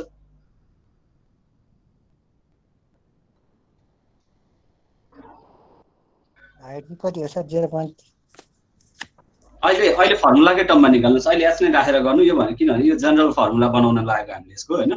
यो लोड ट्रान्सफर भने सधैँ 30 डिग्री नै बनाएर ट्रान्सफर हुन्छ। यदि तपाईलाई क्वेशनमा 30 डिग्री भनेर त्यो दिएको छैन भने नि कोडले नै भनेको छ 30 डिग्री नै बनाएर पास हुन्छ भनेको छ भने तपाईहरुले 30 डिग्री नै राख्ने हो हैन 30 डिग्री यो राखेर एस राखेर स्ट्यान्डर्ड फर्मुला बनाउनुस् त यसको लागि यो लेन्थ भनेको कति आउँछ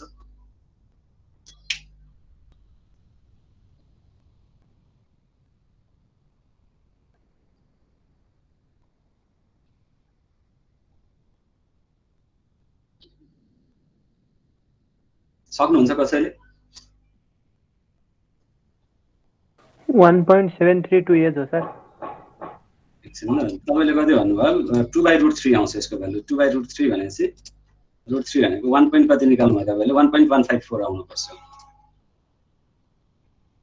330 इक्वल टु त्यो भाइ p/b गरेपछि ठ्याक्क आउँछ 2 टाइम्स गर्दैछ आउँछ यसको के हुन्छ भने यो हेर्नुस् त तपाईहरुको यो 60 डिग्री छ नि हैन 60 डिग्री भनेको इक्विल्याटरल ट्रायंगल हो नि हैन सबैको लेन्थ के हुन्छ यसको लेन्थ l छ भने यसको पनि लेन्थ l हुन्छ यसको पनि लेन्थ l हुन्छ नि हैन इक्विल्याटरल ट्रायंगल भयो हैन भनेपछि यसको लेन्थ पनि l यसको लेन्थ पनि l यसको लेन्थ पनि l भनेपछि तपाईले यो ट्रायंगल सल्भ गर्न सक्नुहुन्छ नि एउटा हैन यो ट्रायंगल सल्भ गर्ने भने 1030 इक्वल टु कति आउँछ 1030 इक्वल टु यो l/2 हैन p भनेको चाहिँ l/2 भयो नि हैन अनि p/b भनेको h हुने भयो 1030 भनेको कति हो 1/√3 इक्वल टु l/2h भनेपछि तपाईहरुले निकाल्ने भनेको l हो भने l भनेको कति आउने रहेछ 2h/√3 अब तपाईहरुलाई यदि कन्सन्ट्रेटेड लोड काइनेर दिएको छ भने त्यसको लेन्थ तपाईले जुन यो बेसमा लाग्ने वालको बेसमा लाग्ने जुन लेन्थ छ त्यो लेन्थ चाहिँ कति निकाल्नु पर्यो तपाईहरुले 2h/√3 भनेर निकाल्नु पर्यो सकिन्छ यो अब बुझ्नु भयो नि यो गरेको त हैन सिम्पल चाहिँ छ सिम्पल ज्योमेट्री मात्रै हो यो ट्रिगोनोमेट्रीको सानो सिम्पल एउटा एक्जाम्पल मात्रै हो यसो भयो भने तपाईहरुले अब चाहिँ के गर्नुहुन्छ भने यहाँ 30 किलो न्यूटनको लोड तपाईहरुको यहाँ एक्ट गरिरहेको छ यो 30 किलो न्यूटन लोड चाहिँ वालको बेससम्म आइपुग्दा कति हुने रहेछ कतिमा डिभाइड हुने रहेछ यो डिस्ट्रिब्युट हुने रहेछ 2h/√3 लेन्थमा डिस्ट्रिब्युट हुने रहेछ भनेपछि 2h डिवाइडेड बाइ √3 मा गयो हैन अब यो लोड कति हुन्छ भनेर हामीले क्याल्कुलेट गर्छौं अब यसमा तपाईहरुले गर्नुस् यो यतिसम्म गर्नु भयो हैन तपाईहरुले अब त्यसपछि कन्सन्ट्रेटेड लोड कति आउँछ भन्न सक्नुहुन्छ कन्सन्ट्रेटेड लोड चाहिँ कति लेन्थमा क्याल्कुलेट डिस्ट्रिब्युट भयो 2h/√3 गर्दा कति आयो 2 इन्टु h भनेको कति छ 3.6 छ हैन 3.6 डिवाइडेड बाइ √3 √3 भने चाहिँ l को भ्यालु कति आयो हाम्रो 4.16 मिटरमा अब तपाईहरुले स्ट्रेस निकाल्न सक्नुहुन्छ स्ट्रेस भन्दा पहिले लोड क्याल्कुलेसन गर्न पर्यो अब यसमा मैले थोरै तपाईहरुलाई एउटा सानो यो h भनेको हाइट अफ वाल हो कि बिल्डिङ हो कि के हो सर कुन चाहिँ क्यापिटल h h भनेको हाइट अफ वाल हो वाल भनेको तपाईले कुनै वालहरु डिजाइन मेसनरीमा वालहरु डिजाइन गर्दै हुनुहुन्छ भने एउटा सपोर्ट देखि अर्को सपोर्टसम्म मात्रै हेर्ने हो कम्प्लिट होल सिस्टम एकैचोटी हेर्दैनौं हामीले एउटा सपोर्टबाट अर्को सपोर्टको बीचमा के छ भनेर मात्रै गर्छौं हैन किनभने सपोर्ट कन्डिसन आइपुग्ने बित्तिकै त्यसको सबै प्यारामिटर्सहरु चेन्ज हुन सक्छ हैन यदि सेक्सनमा छ भने यस्तो यदि प्लानमा छ भने हाम्रो प्लानमा यसरी अघि जसरी हाम्रो वाल आइरहेको छ यसरी हैन यतापटि सपोर्ट छ भने हामीले यतापटि कन्टिन्यू अरु सपोर्ट छ भने त्यसलाई इग्नोर गरेर एउटा वाललाई मात्रै हेरेर डिजाइन गर्नु पर्यो तपाईहरुले तर भर्टिकल लोड आउँछ भने तपाईहरुले भर्टिकल लोड चाहिँ हाम्रो वाल त सबैभन्दा बढी क्रिटिकल त बेसमा हुन्छ भने चाहिँ एउटा सेक्सनमा डिजाइन गर्नु भयो भने लोड चाहिँ कहाँ निकाल्नु पर्यो तपाईहरुले बेसमा कति आउँछ भनेर निकाल्नु पर्यो किनभने सबैभन्दा क्रिटिकल सेक्सन भनेको हाम्रो बेसमा हुन्छ सबैभन्दा बढी लोड एक्ट बेसमा गर्छ भने चाहिँ बेसमा हामीले बेस एरियामा चाहिँ स्ट्रेस कति लाग्छ भनेर निकाल्नु पर्ने हुन्छ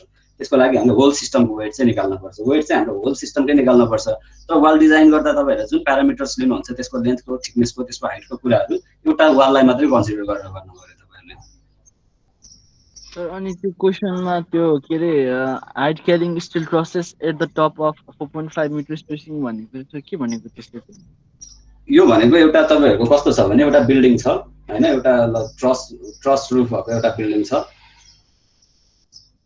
यो बिल्डिङमा तलपट्टि वाल बनाएको छ यो वाल छ हैन यहाँनेर वाल बनाएको छ अब यो वालमा चाहिँ के गरेछ भने यहाँनेर अर्को एउटा सपोर्ट राखेको छ र यो वाल चाहिँ कन्टिन्यू यता नि कन्टिन्यू हुँदै गइरहेको छ उता नि कन्टिन्यू हुँदै गइरहेको छ यहाँनेर एउटा सपोर्ट यहाँनेर एउटा सपोर्ट राखेको छ र यसको हाइट भनेको वालको हाइट चाहिँ 3.6 मिटर छ अनि यो वालको सेन्टर टु सेन्टर स्पेसिङ चाहिँ 4500 mm छ भनेको यो चाहिँ 4.5 मिटर दिएको बुझ्नुभयो? डिस्टेन्स बिट्विन पायर्स त्यही भनेको सर। त्यही भनेको, त्यही क्वेसनले भनेकै centre to centre spacing between पायर्सकै कुरा गरेको उसले हैन। भनेको तपाईहरुको लोड जसरी आउँछ त्यो लोड अभियसली एक्ट गर्ने बेलामा अब जसरी यहाँ तपाईहरुको लोड आइरहेको छ नि हैन, ल मानुस तपाईहरुले यो वाल डिजाइन गर्दै हुनुहुन्छ भने अब तपाईहरुले एजुम गर्न सक्नुहुन्छ हैन, यसमा जुन स्पेसिङमा यहाँ ट्रस यो वालको यो गइरहेको छ ट्रसको पनि स्पेसिङ त्यही नै छ। ल मानुस ट्रसको एउटा लोड यहाँबाट यो यहाँबाट यसरी एउटा यो आएर यहाँनेर रेस्ट गर्यो भने यहाँबाट कन्सन्ट्रेटेड लोड यसले तलपट्टि दिइरहेको छ भने अर्को लोड यहाँनेरबाट आएर यसले कन्सन्ट्रेटेड लोड तलतिर दिइरहेको छ भने यो पनि 4.5 मिटर नै हो भनेर भनेको उसले हैन। अब यसमा तपाईले यो ट्रसको ट्रस यहीँबाट आएर यहीँनेर थियो र यहाँबाट आएर यहीँनेर थियो भनेर एजुम गर्नुभयो भने यसको अनि के भयो 4.5 मिटर नै भयो। मतलब वालको विड्थ जति छ त्यति नै स्पेसिङमा ट्रसको लोड पनि ट्रान्सफर भइरहेको छ भने चाहिँ तपाईहरुले यो भन्दा कम्प्लेक्स चाहिँ नबनाउला हैन, किनभने तपाईहरुले अब यो 4.5 मिटरमा भयो भने तपाईहरुले एकैचोटीमा क्याल्कुलेसन गर्न सक्नुहुन्छ। फेरि तपाईहरुले त्यसको यो 4.5 मिटर इक्वल स्पेसिङ भएन भने ट्रसको त्यो बेला तपाईहरुले माइक्रो क्याल्कुलेसनमा जानुपर्ने हुन्छ हैन। अझै यतापट्टिको लोड पनि यसमा कति आउँछ भनेर क्याल्कुलेट गर्नुपर्ने हुन्छ। यहाँ डबल ट्रस हुनेले त्यो अहिले 4.5 मिटरमा एउटा ट्रस पर्ने भयो नि त हैन। भनेको एउटा यो छाना भयो तपाईहरुको माथिको यो छाना छ माथि, यो छानाबाट के भइरहेको छ तपाईहरुको 4.5 मिटरमा एउटा ट्रस आइरहेको छ भनेको के भयो भने एउटा वालमा एक ठाउँमा मात्रै लोड आइरहेको छ भनेको त अनि त्यो भनेको हैन। बुझ्नुहुन्छ यसलाई? यस सर। ओके, अब हामी त्यसरी जाने हो भने अब हाम्रो अर्को काम भनेको के हो यसमा थोरै अब हामीले बुझौँ। अब यो जुन तपाईहरुले निकालेको लेन्थ छ नि हैन, अब वेट क्याल्कुलेसन गर्दा चाहिँ त्यसको आधारमा गर्नु पर्यो तपाईहरुले। एउटा वाल छ तपाईहरुको, ल मानौँ यस्तो खालको वाल छ, यो वालमा माथिबाट 30 किलो न्यूटन लोड लागिरहेको छ भनेपछि यो लोड कसरी डिस्ट्रिब्युट हुने रहेछ यो वालमा यसरी डिस्ट्रिब्युट हुने रहेछ नि हैन। यो लेन्थ कति आयो हाम्रो 2h/√3 आयो। यो हाइट h छ भने वालको हाइट h छ भने जुन यो लोड चाहिँ डिस्ट्रिब्युट हुँदै तल बेससम्म आइसक्छ यसको एरिया चाहिँ बढ्दै जाने भयो हैन। यो एरिया बढ्दै जाँदै बेसमा हाम्रो यो कति आउने भयो 2h/√3 आउने भयो। यो भने कति आएको थियो हाम्रो अघि 1 point कति आएको थियो जस्तो लाग्छ। त्यो भ्यालु चाहिँ हाम्रो के हुने भयो यो लोडमा भयो हैन। अब हामीले डिजाइन गर्दा वाल डिजाइन गर्दा तपाईहरुले यो सेक्सनलाई मात्रै डिजाइन गरेको हो हैन, किनभने सबैभन्दा क्रिटिकल सेक्सन यो छ। यो सेक्सन नै तपाईहरुको सेफ भयो भने त यो लोडै नलागेको सेक्सन त आफै सेफ हुन्छ नि हैन। भनेपछि यतिमा तपाईहरुले यो स्ट्रक्चरलाई सेफ गर्न सक्नुभयो, यो लोडलाई तपाईले यो सेक्सनमा सेफ गराउन सक्नुभयो भने जहाँनेर लोड लागेको छैन त्यो ठाउँमा सेम सेक्सन प्रोभाइड गर्नुभयो भने त त्यो वाल आफै सेफ भइहाल्यो हैन। अब त्यो अनुसार चाहिँ हामीले के गर्छौं यसमा यसको डिजाइन गर्छौं। हेरौँ कसरी गर्ने हो यसलाई। लोड क्याल्कुलेसन गर्नुस् त कति आउँछ वालको लोड तपाईहरुले गर्नुस् त यो वालको मात्रै लोड क्याल्कुलेट गर्नुस् त एउटा लोड क्याल्कुलेसन गर्दै जाउँ। अब हेर्नुस् है मैले तपाईहरुलाई यति मात्रै डिजाइन गर्नुपर्छ भनिरहेको छु। अब तपाईहरुको वाल भनेको अघि 4.5 मिटर थियो भने अब 4.5 मिटरलाई बिर्सिनुस् तपाईहरुले। 4.5 मिटरले एक्चुअल वालको लेन्थ 4.5 मिटर नै हो, तर के भयो हामीले कन्सन्ट्रेटेड लोड जानेर एउटा भनेको यो डेड लोडहरुले गर्दा मात्रै लोड आइरहेको छ। यो कन्सन्ट्रेटेड लोडले गर्दा जुन स्ट्रेस यहाँनेर एक्स्ट्रा एड भइरहेको छ यो सेक्सनमा तपाईहरुले डिजाइन गर्नुभयो भने यो यताउता आफै सेफ भइहाल्छ भनेर तपाईहरुले यतापट्टिको अब कन्सिडर गर्नुहुन्न। यो सेक्सनमा डिजाइन नगरे पनि यो बीचमा सेफ गराउन सक्नु भयो भने त्यही थिकनेस त्यही मटेरियल सबै त्यही प्रोपर्टी एड गर्नु भयो भने यो सेक्सन अटोमेटिक सेफ हुन्छ। यो सेक्सन र यो सेक्सन भनेपछि अब तपाईले डिजाइन गर्ने कति भयो यति पार्ट मात्रै डिजाइन गर्नुहुन्छ। यति पार्टको मात्रै वाल सुरुमा वेट अफ वाल निकाल्नुस् त वालको वेट कति हुन्छ एउटा weight of self weight of wall. ल तपाईहरुले सुरुमा यसमा भन्नुस् त यसमा कुन कुन लोड लाग्छ। अब यो जुन यो सिस्टम छ नि हैन, यो सिस्टममा तपाईहरुको कुन कुन लोड लागिरहेको छ के लोडहरु हामीले निकाल्नु पर्छ। क्वेशनमा गिभन भनेको एउटा पोइन्ट लोडको मात्रै कुरा गरेको होला हैन, एउटा पोइन्ट लोडको मात्रै दिएको छ जस्तो लाग्छ तपाईहरुको क्वेशनमा। रुफ लोडिङ पनि दिएको छ, रुफ लोडिङ र पोइन्ट लोड दिएको छ भनेपछि रुफ लोडिङ त्यहाँनेर रुफ लोडिङ एउटा दिएको छ। रुफ लोडिङ भनेको 7 किलो न्यूटन मात्रै त्यो क्वेशनमा पर मिटर छुटेको है। त्यो 7 किलो न्यूटन पर मिटर है। त्यो तपाईहरुले क्वेशन किलो न्यूटन मात्रै राख्नु भएको छ नि पर मिटर पनि थप्नु होला त्यसमा। सेकेन्डमा भनेको एउटा के चाहियो यो भनेको के भयो रुफ लोडिङ भनेको छानाबाट आउने जुन लोडिङहरु छ नि हैन, यो छानाबाट आइरहेको लोडिङहरु एउटा त ट्रसबाट आइरहेको लोडिङहरु अरु भनेको त्यहाँनेर आइरहेको लोडिङ भनेको यो लोडिङको इन्टेन्सिटी चाहिँ 7 किलो न्यूटन पर मिटर छ। यसले दिएको भनेको यो 7 किलो न्यूटन पर मिटर छ भने तपाईहरुको यतिमा कति लाग्ने भयो 2h/√3 को भ्यालु कति आएको थियो म फेरि एकचोटी हेर्छु यसको 2 * 3.6 divided by √3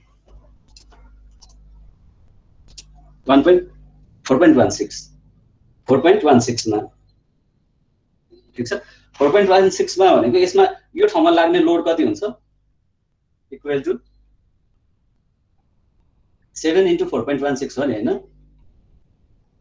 kilo newton per metre into metre गर्यो भने यसमा यहाँनिर लाग्ने लोड यसको लोड कति आउँछ भनेर हामीले निकाल्न सक्ने रहेछौँ कति आयो 4.16 × 7 29 किलो न्यूटन एउटा लोड निकाले मैले त्यसपछि अर्को के लोड छ यसमा अर्को कुन लोड छ वालको लोड पनि राख्न पर्यो होला नि हैन सेकेन्डमा self weight of wall self weight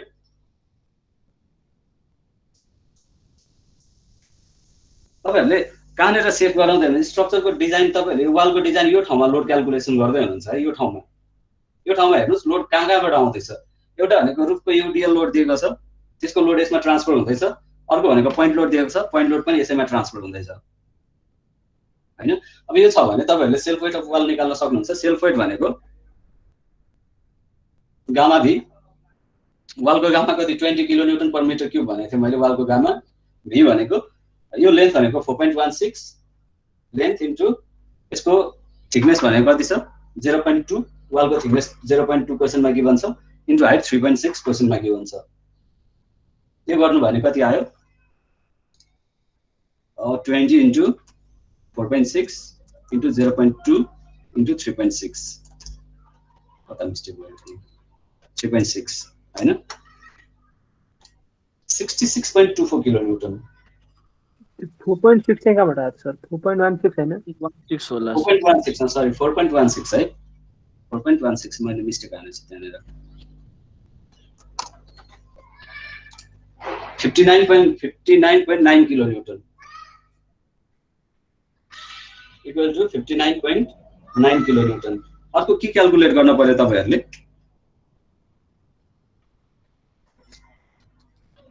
अर्को क्याल्कुलेट गरिराख्न पर्छ यो इन्टायर सर्फेसमा 30 किलो न्यूटन त यो इन्टायर सर्फेसमै ट्रान्सफर हुने रहेछ हैन अल्टिमेटली सरी यो 30 किलो न्यूटन जुन लोड छ यो लोड त तपाईहरुको ट्रान्सफर हुँदै यो फुलमा ट्रान्सफर हुने रहेछ भने चाहिँ फुलमा ट्रान्सफर हुने लोड भनेको 30 किलो न्यूटन त थर्डमा यो जुन कन्सन्ट्रेटेड लोड छ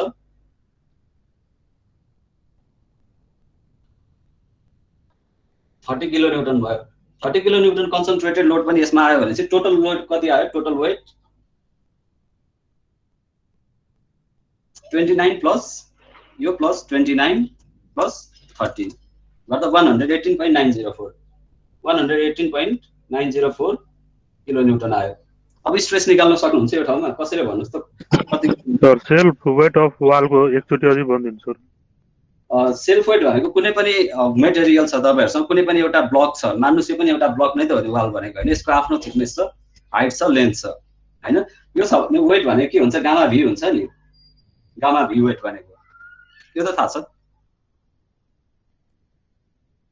यो थाहा छ है छैन हो सर हो यो गामा भी थाहा छ भने यो भनेको तपाईहरु गामा भनेको गामाको भ्यालु गामा कंक्रिटको छ भने 25 kilo newton per metre cube भनेर मैले भनेको थिएँ कंक्रिटको केसमा हो भने यदि मेसनरीको केसमा हो भने मेसनरी वालहरुको केसमा भने 20 यो भ्यालु चाहिँ तपाईहरुले याद गर्नु पर्यो हैन 20 kilo newton per metre cube चाहिँ तपाईहरुको गामा हुन्छ भने यो गामा भनेको 20 भयो kilo newton per metre cube volume भनेको यसको यो लेन्थ यसलाई मैले लेन्थ भने यो लेन्थ इन्टु यो हाइट इन्टु यसको भित्रपट्टिको थिकनेस पनि छ नि यसको हैन मोटाइ त छ नि यो वालको त्यो थिकनेसले मल्टिप्लाई गरेको भनेपछि लेन्थ भनेको 4.16 भयो यसको थिकनेस भनेको 0.2 भयो अनि हाइट भनेको 3.6 भयो बुझ्नु भयो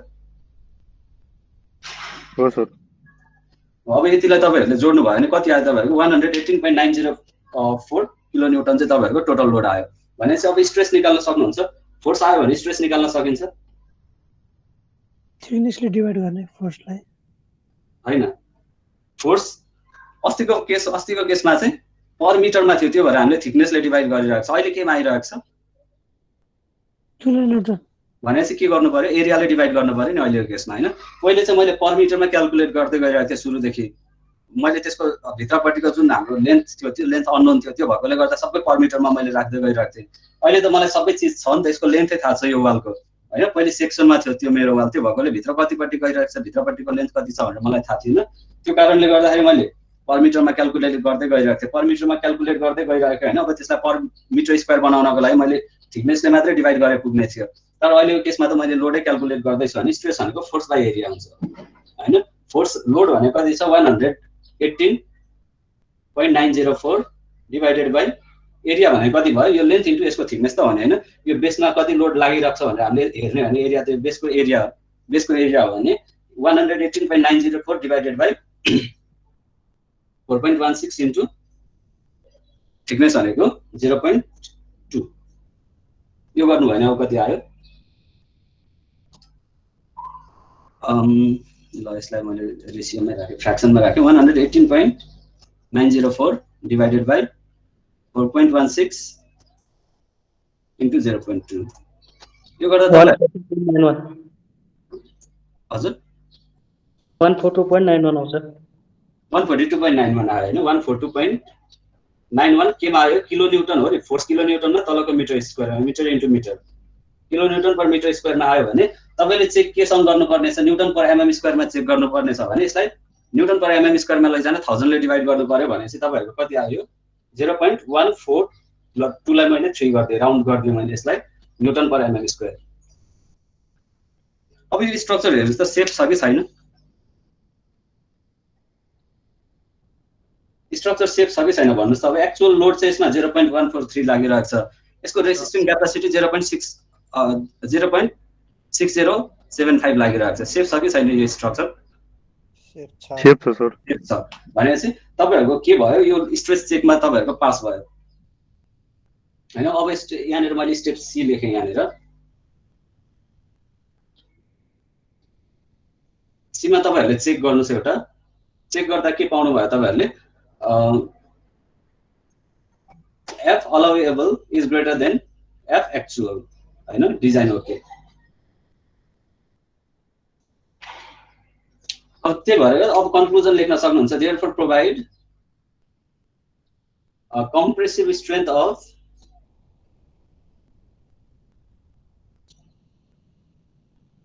brick as 10 kilonewton megapascal and mortar type as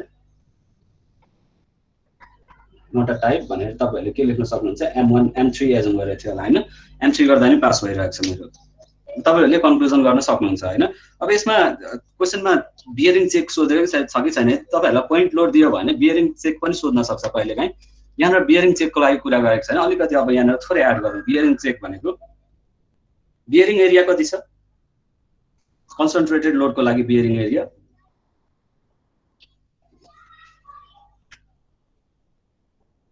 foundation पढ्नु भएको छैन होला सोइल मेकानिक्स फाउन्डेसन के पढ्नु भएको छैन होला हैन बियरिङ एरिया भनेको कन्ट्याक्ट एरिया नै हो कन्ट्याक्ट एरिया भनेको तपाईहरुको अघिको मैले जुन रुफ बनाएको थिए रुफको लोड यहाँ बीचमा ट्रान्सफर भएको देखाएको थिए हाम्रो वाल त डबल वाल देखाएको छ हैन अझ यसलाई क्लियर गर्छु यो चाहिँ तपाईहरुले एक्स्ट्रा क्याल्कुलेसन हो है कहिलेकाहीँ तपाईहरुलाई सोध्यो भने बियरिङ चेक पनि कसरी गर्ने भनेर नभए तपाईहरुलाई के भनेको छैन भने अहिलेसम्म क्याल्कुलेट गर्नुभयो हुन्छ बियरिङ चेक भन्ने हाम्रो डबल वाल सिस्टम छ एउटा भनेको वालको सेन्टर टु सेन्टर स्पेसिङ भनेको 4.5 मिटर दिएको छ अनि जुन ट्रसबाट आउने त्यो पोइन्ट लोड छ ट्रसको पोइन्ट लोडहरु त्यो पनि 4.5 मिटर सेन्टर टु सेन्टर भनेपछि यो यहाँदेखि यहाँसम्म 4.5 भयो भने चाहिँ तपाईहरुको यो वालमा कति पर्ने भयो एउटा मात्रै पोइन्ट लोड पर्ने भयो हैन अब यो पोइन्ट लोड पर्छ भने यो वाल त हाम्रो कस्तो छ थिकनेस त यसरी गइरहेको छ नि हाम्रो यो वालको थिकनेस त हैन यसरी गइरहेको छ ठीक छ यो वालमा अब यो ठाउँमा कन्ट्याक्ट एरिया भनेको वालको थिकनेस जतिमा पर्छ तपाईहरुले यति एरियालाई चाहिँ बियरिङ एरिया भन्नुहुन्छ जुन ठाउँमा पोइन्ट लोड एक्ट गर्छ भनेपछि वालको थिकनेस जति छ त्यति नै तपाईहरुको के हुने भयो त्यसको बियरिङ एरिया हुने भयो यसको थिकनेसलाई पनि वालको थिकनेससँग एजुम गरिदिनु भयो भने बियरिङ एरिया भनेको कति आयो तपाईहरुको बियरिङ एरिया यसको मैले यसमा डी मा भनेर एउटा नयाँ चेक थप्दिए तपाईहरुलाई यसमा बियरिङ चेक यदि सोध्यो भने कहिलेकाहीँ अरुमा परेन यो पोइन्ट लोडमा चाहिँ तपाईहरुले गर्न सक्नुहुन्छ यसमा कन्ट्याक्ट एरिया भनेको contact area 200 by 200 mm sir यता यो जसको 200 चाहिँ कसरी भयो सर उता त्यो अब थिकनेस त 200 दिएको छ सर बट यतातिर लेन्थ साइडमा चाहिँ त्यो 200 चाहिँ कसरी अब यो चाहिँ मैले अहिले थिकनेस जति नै हुन्छ भनेर एजुम गर्दै किनभने तपाईको ट्रसको पाइपको साइज कति भनेर दिएको छैन नि त हैन अथवा त्यहाँ ट्रसमा वुडन राखेको छ भने वुडन यसरी ट्रसको यहाँनिर ट्रसबाट आउने लोड जुन पोइन्ट लोडहरु आउँछ त्यो भनेको त कस्तो भयो भने ल मान्नुस् तपाईहरुसँग एउटा यस्तो जुन छाना छ तपाईहरुको हैन यो छाना छ यो छानाबाट जुन यहाँनिर तपाईहरुले यो राफ्टर पर्लिन के राख्नुहुन्छ नि यहाँनिर हैन यसबाट यहाँनिर आउने लोड हो नि त हैन यसको यसको साइज दिएको भए जुन यसको साइज दिएको भए चाहिँ तपाईँहरूले जति छ त्यति नै राख्न सक्नुहुन्थ्यो होइन। अब काठको थियो भने काठको पनि एउटा क्युबिकल सेपमा होला नि काठको पनि होइन। काठको आउँदाखेरि अब यसको यसरी गयो भने यसको होइन यसरी अनि यसले यहाँनिर लोड दिन सक्थ्यो होला होइन। त्यही खालको लोड हो। अब यसमा चाहिँ यसको थिकनेस नभएकोले गर्दाखेरि वालको थिकनेस जति छ मैले त्यति नै एजुम गरिदिएको यसमा चाहिँ। त्यो लेखिदिनु न सर, एजुमिङ यति भनेर। एजुम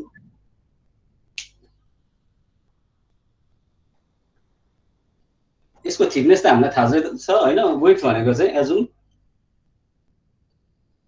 वेट भनेको चाहिँ हामीले कति गरौँ, यो बियरिङ वेट भनेको बियरिङ वेट नै राखिदिन्छु यसमा तपाईँहरूको बियरिङ वेट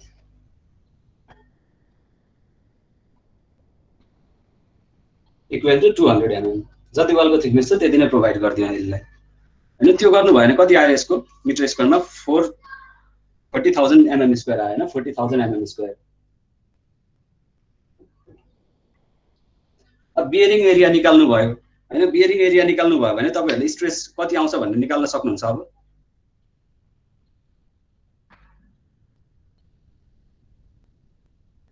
फोर्स छ तपाईँहरूसँग एरिया पनि छ भने स्ट्रेस निकाल्न सक्नुहुन्छ।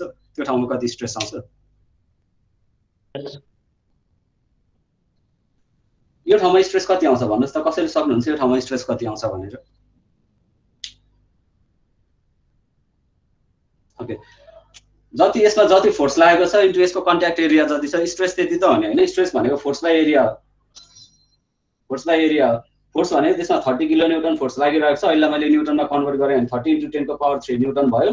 डिभाइडेड बाई एरिया भनेको 40,000 आइरहेको रहेछ। त्यसलाई डिभाइड गर्नु भयो भने mm² मा छ भने कति न्युटन पर mm² आउने भयो भनेको गर्नुस् त कति आउँछ।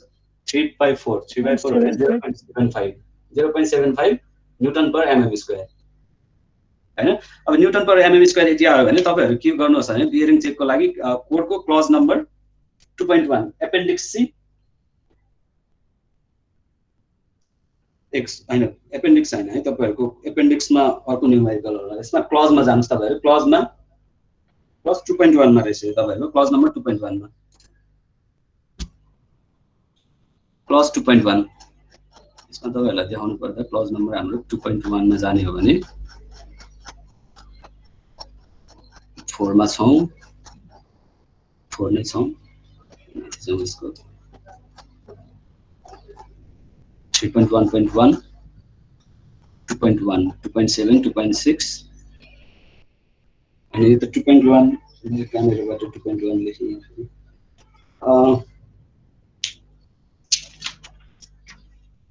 क्लज नम्बर 2.1 मैले यहाँ क्लज नम्बर उल्टो लेखे जस्तो छ है तपाईहरुको एपेन्डिक्स सी मा भयो जस्तो लाग्छ। एपेन्डिक्स सी मा जाउँ त एकचोटी एपेन्डिक्स बी एपेन्डिक्स सी को 2.1 मा चाहिँ रहेछ। एपेन्डिक्स सी को 2.1 मा जानु भयो भने when concentrated load bears on a central strip of wall भनेर भनेको छ हैन। भनेको हाम्रो सेन्ट्रल स्ट्रिपमा हामीले एजुम गरिरहेको छौं हैन त्यहाँ लोड लागिरहेको छ यसलाई भनेपछि अब यसको चाहिँ के भनिरहेको छ 150% ले बढाउने जति हाम्रो बेसिक कम्प्रेसिभ स्ट्रेस छ अघि आको एफई को भ्यालु जति छ त्यसलाई 50% ले बढाउने अनि त्योसँग चेक गर्ने भनेर भन्छौं। अनि यो भनेको के भयो पर्मिसिबल बियरिङ स्ट्रेस भनेको कति आउने भयो हाम्रो यो अनुसार हेर्नुहुन्छ भने यो क्लज अनुसार हेर्ने हो भने पर्मिसिबल बियरिङ स्ट्रेस कति आउने रहेछ।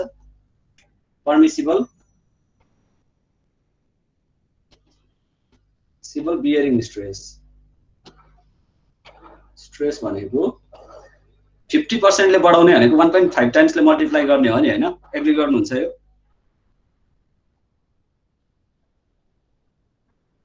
50% ले कुनै चीजको 50% ले बढाउने भनेको त्यसलाई 1.5 ले मल्टिप्लाई गर्नेसँग इक्वल हुन्छ। अनि त्यसलाई तपाईहरुले केसँग गर्नु पर्यो एफबी सँग मल्टिप्लाई गर्नु पर्यो भनेर क्लजले नै भनेको छ। मैले भनेको हैन 50% बढाएर त्यसलाई चाहिँ के गर्ने बेसिक पर्मिसिबल स्ट्रेसले मल्टिप्लाई गर्ने भनेर भनेको छ भने चाहिँ त्यसले चाहिँ अब हामीले के निकाल्न सक्छौं सिधै हाम्रो पर्मिसिबल स्ट्रेस कति आएको थियो अघि 0.75 नै आएको थियो हैन त्यसको into 0.75 newton per mm square आएको थियो भने यो गर्दा कति भयो 0.125 newton per mm square. Permissible त्यहाँनेर कति छ 1.125 सम्म तपाईहरुले त्यो ठाउँमा लोड लगाउन सक्नुहुन्छ। तर तपाईहरुको एक्चुअलमा कति आइराको छ 0.75 भने चाहिँ सेफ भयो बियरिङमा पनि सेफ भयो नि हैन। चेक गर्न सक्नुहुन्छ हैन बियरिङ चेक गर्न सक्नुहुन्छ हैन। यसमा बी अलाउएबल भने मैले एफ बियरिङ अलाउएबल बियरिङ भनेको तपाईहरुको कति आयो अलाउएबल बियरिङ भनेको ग्रेटर देन एक्चुअल आयो नि हैन एफ बियरिङ एक्चुअल भनेपछि यो के भयो सेफ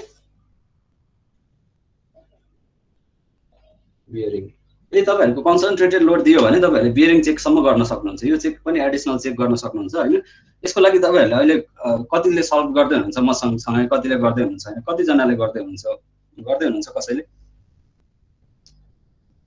सर यो अलिक बुझेन सर यो बियरिङ चेक चाहिँ कस्तो सर यो पोइन्ट लोड आयो भने मात्र हो सर यो बियरिङ चेक गर्नु मिल्ने पोइन्ट लोड आयो भने तपाईको कहीँनिर पोइन्ट लोड आइरहेको छ भने त्यसमा बियरिङ आउँछ कि तपाईहरुको त्यही भएर यसमा बियरिङ चेक राखेको छ मान्नुहोस् तपाईहरुको वाल यस्तो छ हैन वालमा तपाईहरुको ट्रसको लोड कसरी आइरहेको छ यसले के गरिरहेको छ यहाँनिर यसरी ट्रस यहाँबाट यसरी माथितिर गइरहेको छ यो ट्रस भने तपाईहरुले के गरिरहेको छ यो ट्रसको लोड यसमा यो पोइन्ट लोडको रूपमा यसले यहाँनिर थिचिरहेको छ नि हैन अब यसले यहाँनिर कति एरियामा थिच्यो यो तपाईहरुको यो थिचेको एरिया जुन मेरो यो मार्करले माथिबाट यो ट्रसले यहाँनिर थिचेको एरिया कति छ त्यो एरियामा कति लोड लागिरहेको छ हैन किनभने तपाईहरुले यहाँनिर चाहिने भन्दा बढी जुन तपाईहरुको यो इट्टाको वालको बियरिङ छ हैन त्यसको स्ट्रेस छ त्यो भन्दा बढी स्ट्रेसले यहाँबाट थिच्दिनु भयो भने त त्यो त फेल हुन सक्छ नि थिचेको ठाउँमा यो पनि फेल नहोस् भनेर त्यो पनि चेक गरेको जहाँनिर तपाईहरुको पोइन्ट लोड लागिरहेको छ त्यो पोइन्ट लोड लागेको ठाउँमा त्यो मटेरियल फेल नहोस् भनेर चेक गरेको हो अब त्यसमा ल मान्नुस् यसले यहाँनिर हेर्नुहुन्छ भने यसले कति एरियामा कन्ट्याक्ट एरिया कति छ यसको यति छ भने मैले यसलाई यो मार्करको लोड भनेको यहाँनिर मैले ह्याच गरेको ठाउँमा यो लोड लागिरहेको छ भने यसरी यो रेस्ट गरेको छ भने यसमा ह्याच गरेको ठाउँ जति छ यो ठाउँमा लोड लाग्ने हो नि हैन यहाँनिर कुनै लोड मैले लगाउँदैछु भने यो पनि फेल हुन भएन यो लोड लगाएको ठाउँ पनि फेल हुन भएन भनेर बियरिङ चेक गरेको थियो बुझ्नुहुन्छ अनि सर यो पर्मिसिबल बियरिङ निकाल्दा त अब सर 1.5 इन्टु एफबी भनेपछि त सर अब पर्मिसिबल त सधैँ बढी नै हुने भन्ने होइन र सर अब जस्तो कि अब पहिला स्ट्रेस अब के अरे बियरिङ स्ट्रेस निकाल्यो एफबी अनि त्यसपछि अब हैन यो तपाईको यो अहिले कोइन्सिडेन्स भयो हाम्रो यसमा हैन यो एफबी हैन एफबी भनेको बेसिक कम्प्रेसिभ स्ट्रेस हो तपाईहरुको जुन टेबल 8 बाट निकाल्नु भएको थियो नि अगाडि त्यसको पनि 0.75 नै आगो भएर तपाई झुकिनु भयो हैन हामी टेबल 8 मा जाउँ एकचोटी टेबल 8 मा ए सर बुझे योसँग चेक गरेको हैन कि हामीले त्यो अगाडिको भ्यालु छ नि हैन टेबल 8 को भ्यालु पनि हाम्रो 0.75 नै आएको थियो यो चाहिँ यो भ्यालु हैन यो टेबल 8 को भ्यालु हो बुझ्नुभयो यस सर किनभने मटेरियलको स्ट्रेन्थ जुन निकाल्नुहुन्छ तपाईहरुको वालको स्ट्रेन्थ कति छ भनेर चेक गर्नको लागि त कोडबाट जानु पर्यो नि हैन यो भनेको कोडबाट क्याल्कुलेट गरेको चीज हो यो भनेको लोड कति लागेको छ भनेर क्याल्कुलेट गरेको चीज हो यो यसको भ्यालु र यसको भ्यालु अहिले सेम भएर तपाईहरु झुकिनु भयो जस्तो छ अब बुझ्नुहुन्छ यस सर अनि त्यो 1.5 ले जहिले नि त्यो मल्टिप्लाई गर्ने हो सर यदि तपाईहरुको कोडमै भनेको छ हैन 50% ले इन्क्रिज गर्ने भनेर कोडमा एपेन्डिक्स सी को 2.1 क्लज नम्बर एपेन्डिक्स सी को क्लज नम्बर 2.1 मा हेर्नुस् त एपेन्डिक्स सी को क्लज नम्बर 2.1 मा यदि कन्सन्ट्रेटेड लोड आइरहेको छ भने त्यो बेला चाहिँ तपाईहरुले के गर्ने लोडलाई 50% जति बेसिक पर्मिसिबल स्ट्रेस जुन छ तपाईहरुको टेबल 8 बाट निकालेको भ्यालु त्यसलाई 50% ले बढाएर राख्नुस् भनेर भनेको छ नि त हैन भनेपछि तपाईहरुको बेसिक पर्मिसिबल स्ट्रेस चाहिँ 1.5 टाइम्स बेसिक कम्प्रेसिभ स्ट्रेस भयो यो एक्चुअल स्ट्रेस यो एक्चुअल बियरिङ स्ट्रेस हो यो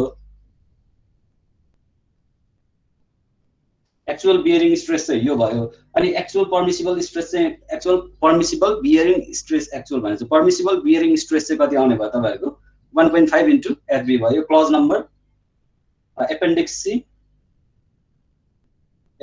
सी प्लस 2.1 एपेन्डिक्स सी को 2.1 सेक्सनमा तपाईहरुको यो कुरा दिएको छ यसमा अब के कन्फ्युजन छ मैले एक्चुअली फेरि यो न्यूमेरिकल हामीसँग 5 मिनेट टाइम बाँकी छ यसमा हामीले के गर्यौं भनेर मैले सर्व सुरुदेखि भन्दिन्छु हैन भोलि त्यसपछि हामी अर्को एउटा टाइपको न्यूमेरिकल गर्छौं एउटा क्लासमा एउटा भन्दा बढी नसकिने रहेछ अलिकति गाह्रो छ अनलाइन पढाउनलाई हैन यो न्यूमेरिकल गर्न चाहिँ अलिकति टाइम कन्ज्युमिङ हुन्छ क्लासमा जस्तो सजिलो चाहिँ अलि हुँदैन हैन ठिकै छ सबैभन्दा फर्स्टमा हामीले के गर्यौं मैले स्टेप वाइज जान्छु हामीले यसमा के एउटा भनेको ए बी र सी तीनवटा सेक्सनमा मैले डिभाइड गर्छु मेरो न्यूमेरिकललाई ए मा के क्याल्कुलेट गरे मैले ए मा गरेको भनेको मैले पर्मिसिबल कम्प्रेसिभ स्ट्रेस निकाले हैन अल त्यसमा पर्मिसिबल कम्प्रेसिभ स्ट्रेस निकाल्ने पर्मिसिबल कम्प्रेसिभ स्ट्रेस त्यसपछि यो निकालिसकेपछि यो भनेको इन्टायरली केसँग बेस्ड छ कोडसँग कोडल स्ट्रेस भयो भनेको कोडल स्ट्रेस यसमा तपाईहरुको लोडको कुनै कुरा आउँदैन इन्टायरली तपाईको कोडसँग रिलेटेड हुन्छ र कोडले तपाईहरुले प्रोभाइड गरेको मेटेरियलको आधारमा कोडले क्याल्कुलेट गरिदिन्छ त्यो क्याल्कुलेटेड स्ट्रेन्थ वालको कति आउँछ भनेर कोडले दिने भयो। अनि बी मा के छ एक्चुअल स्ट्रेस जुन चाहिँ लोडले गर्दाखेरि एक्चुअल कम्प्रेसिभ स्ट्रेस निकाल्नुहुन्छ। एक्चुअल कम्प्रेसिभ स्ट्रेस हरमा हामीले के गरेको थियो अहिले चाहिँ यसलाई मैले बियरिङ चेक भनेर राखेँ। यसको बियरिङ चेक पोइन्ट लोड आएको भएकोले गर्दाखेरि बियरिङ चेक चाहिँ एडिसनल मैले यसमा प्रोभाइड गरेँ। अब यसमा हेर्नुहुन्छ भने एक्चुअल भने चाहिँ फेरि पर्मिसिबल कम्प्रेसिभ स्ट्रेस निकाल्ने बेलामा हामीले के काम गरेको थियो यसमा स्टेप 1 मा क्लज नम्बर 5.4 ले के भन्छ एफ अलाउएबल स्ट्रेस भनेको कति हुन्छ एफबी केएस केए र केपी हुन्छ भनेर भन्छौँ। त्यसपछि हामीले के निकाल्दै गयौँ त्यसपछि यसलाई मैले 1 भनेर यसरी चाहिँ 1 लेख्छु रोमनमा चाहिँ यहाँनिर लेख्छु हैन। रोमनको 1 मा मैले के निकाले एफबी टेबल 8 बाट निकाले त्यसपछि केएस टेबल 9 बाट निकाले टेबल 9 केएस निकाल्ने बेला हामीलाई के अरु एडिसनल चीज के चाहिन्छ स्लेन्डरनेस रेशियो एउटा चाहिन्छ। स्लेन्डरनेस रेशियोको लागि H effective divided by T effective हामीले युज गर्यौं हैन किनभने लेन्थ भन्दा हाइट थोरै आएको थियो त्यो भएर यो फर्मुला युज गर्यौं। त्यसपछि यसको लागि एच इफेक्टिभ भनेको फिगर 11 बाट टी इफेक्टिभ भनेको प्लस 4.5 बाट हैन। त्यसपछि भनेको यो सबै निकाल्यौं यो र प्लस यसमा टेबल 6 पनि भनौं हैन टी इफेक्टिभ भनेको टेबल 6 पनि सँगै आउँछ हाम्रो टेबल 6 पनि। अनि हामीले यो सबै निकालिसकेपछि हामीले केए र केपी पनि क्याल्कुलेट गर्यौं हैन फोर्थमा केपी पनि क्याल्कुलेट गर्यौं हामीले। अनि यो सबैको भ्यालुले मल्टिप्लाई गरेर हामीले के गर्यौं टी इफेक्टिभ को सर त्यो 1 to 1 to 4.5 चाहिँ के पो भन्नुभएको सर त्यो त्यसमा 1 to हामी क्लज नम्बर सीएल लेखेको यो क्लज 4.5 भनेर क्लज 4.5 मै छ होला हैन इफेक्टिभ थिकनेसको हेरौँ त्यही पनि यसरी कन्फ्युजन चाहिँ नहोस् हैन। इफेक्टिभ थिकनेस भनेर क्लज 4.5 मा छ नि हैन 4.5 मा इफेक्टिभ थिकनेस छ अनि 4.5 ले तपाईहरुलाई के गर्छ फेरि टेबल 6 मा पठाउँछ त्यो क्लज पढ्दै जानु भयो भने तपाईहरु 4.5 मा क्लज नम्बर 4.5 भित्र पनि अहिले हाम्रो केस चाहिँ यो दुईतिर बाउन्डेड वाल भएकोले गर्दाखेरि हामीले 4.5.2 युज गर्यौं अनि त्यसले फेरि कहाँनिर पठाइरहेको छ हामीलाई टेबल 6 मा पठाइरहेको छ हैन। टेबल 6 भनेको यो टेबलमा जानु पर्यो फेरि बुझ्नु भयो। यस सर। अनि यो सबै गरिसकेपछि तपाईहरुले के गर्न सक्नु भयो कम्प्रेस यो भ्यालुबाट अलाउएबल स्ट्रेस निकाल्न सक्नु भयो। अलाउएबल स्ट्रेस आयो तपाईको त्यसैगरी तपाईहरुले के गर्नुहुन्छ एक्चुअल स्ट्रेसमा फोर्स कुन फोर्स एक्ट गरिरहेको छ हैन सिस्टममा फोर्सहरु कुन लागिरहेको छ एउटा भनेको क्वेशनमा गिवन फोर्सहरु भनेको कुन छ स्ल्याब लोड भनेर एउटा माथिपट्टि स्ल्याब लोड भनेर एउटा दिएको छ एउटा स्ल्याब लोड अर्को भनेको कन्सन्ट्रेटेड लोड पनि दिएको छ हाम्रो लोड अनि अर्को भनेको थर्डमा हामीले के क्याल्कुलेट गर्यौं सेल्फ वेट अफ वाल पनि क्याल्कुलेट गर्यौं किनभने हामीसँग एउटा वाल छ यो वालमा हामीले स्ट्रेस निकाल्ने यहाँनिर स्ट्रेस निकाल्ने भने चाहिँ वालको वेट पनि त्यहाँनिर आउँछ रुफबाट आउने वेट पनि दिएको छ ट्रसबाट आउने वेट पनि दिएको छ यहाँनिर हैन भनेपछि यो सबै चीजको वेट चाहिँ हामीले के गर्यौं यसको बेस सर्फेसमा निकाल्यौं हैन यसको सर्फेसमा तलपट्टि बेसमा निकालिसकेपछि हामीले के गर्यौं टोटल वेट निकाल्यौं। टोटल वेट भनेको माथिको 1 + 2 + 3 हुने भयो यिनीहरु तीनवटाको सम हुने भयो sum slab plus concentrated plus self weight हैन यिनीहरु तीनवटाको सम यदि आयो भने त्यसपछि एक्चुअल स्ट्रेस कसरी निकाल्यौं हामीले actual stress equal to total load divided by त्यसको बेस एरिया हैन बेस एरियामा बेसमा जति स्ट्रेस लाग्छ त्यो एरिया। अब यसमा हामीले के गर्यौं भने जुन एरिया लिने बेलामा हामीले यसमा स्पेशल एउटा केस एजुम गरेको थियौं हैन जुन हाम्रो यो लोड ट्रान्सफर हुँदा जसरी लोड ट्रान्सफर हुन्छ त्यतिमा मात्रै हामीले डिजाइन गरिरहेको छ नि हैन किनभने यतिमा सेफ भयो भने जानेर लोड एक्ट गरिरहेको छ सबैभन्दा बढी हेर्ने भने यहाँनिर यो वालहरुमा हेर्नु भने एउटा लोड यो दिएको छ एउटा सेल्फ वेट छ एउटा यहाँनिर 30 किलो न्यूटन लोड दिएको छ भनेपछि यसमा कतिवटा लोड लागिरहेको छ एउटा युडीएल रुफको लोड युडीएल लागिरहेको छ अर्को ट्रसबाट आएको 30 किलो न्यूटन लोड लागिरहेको छ अर्को भनेको आफ्नै सेल्फ वेट छ भनेपछि यो 30 किलो न्यूटन लोड त यो भन्दा बाहिरपट्टि त जान सकेको छैन हैन 30 किलो न्यूटन लोड चाहिँ यति भित्रै मात्र पर्छ भनेपछि यसले के भयो भने हामीले यति भित्र सबैभन्दा लोड बढी यहाँनिर छ यो सेक्सनमा डिजाइन गर्यौं भने बाहिरपट्टिको सेक्सन आफै पास हुन्छ भनेर बाहिरपट्टिको हामीले के गर्यौं बाहिरपट्टिकोलाई कन्सिडर नगरिकन यो यो सेक्सनलाई मात्रै डिजाइन गऱ्यौँ। अब यो सेक्सन पास भयो भने बाहिरपट्टिको त्यही थिकनेस राख्नु भयो भने यताको जुन बाँकी रहेको वालहरू हुन्छ यो त आफै पास हुने भयो होइन। यो एजम्सन अनुसार हामीले बेस एरिया चाहिँ त्यसको आधारमा जति यहाँको एरिया हुन्छ त्यतिलाई कन्सिडर गरेको थियो। अनि त्यसपछि थर्डमा भनेको हामीले के गर्यो, बियरिङ चेकको एउटा काम गर्यो। कन्सन्ट्रेटेड लोड पनि दिएको भएकोले गर्दा हामीले एउटा एडिसनल बियरिङ चेक क्यालकुलेट गर्यौँ। बियरिङ चेकमा हामीले के गरेको थियौँ, एफपी हामीलाई थाहा छ, कोडबाट जुन हाम्रो बेसिक कम्प्रेसिभ स्ट्रेस हामीलाई थाहा छ न्युटन पर एमएम स्क्वायरमा होइन। अब यसको अलाउएबल भनेको एफबी अलाउएबल चाहिँ कति हुन्छ, त्यसमा यदि 0.75 न्युटन पर एमएम स्क्वायरसम्म त्यसले रेसिस्ट गर्न सक्ने एफबी भ्यालु त्यति छ भने यसले एफबी अलाउएबल चाहिँ 1.5 टाइम्स एफबी भनेर भनेको छ कोडले होइन। त्यसपछि एउटा त्यो बियरिङ जहाँनिर वालमा लोड लागिरहेको छ, अघि मैले कपीमा ह्याच गरेर देखाएको थिएँ होइन।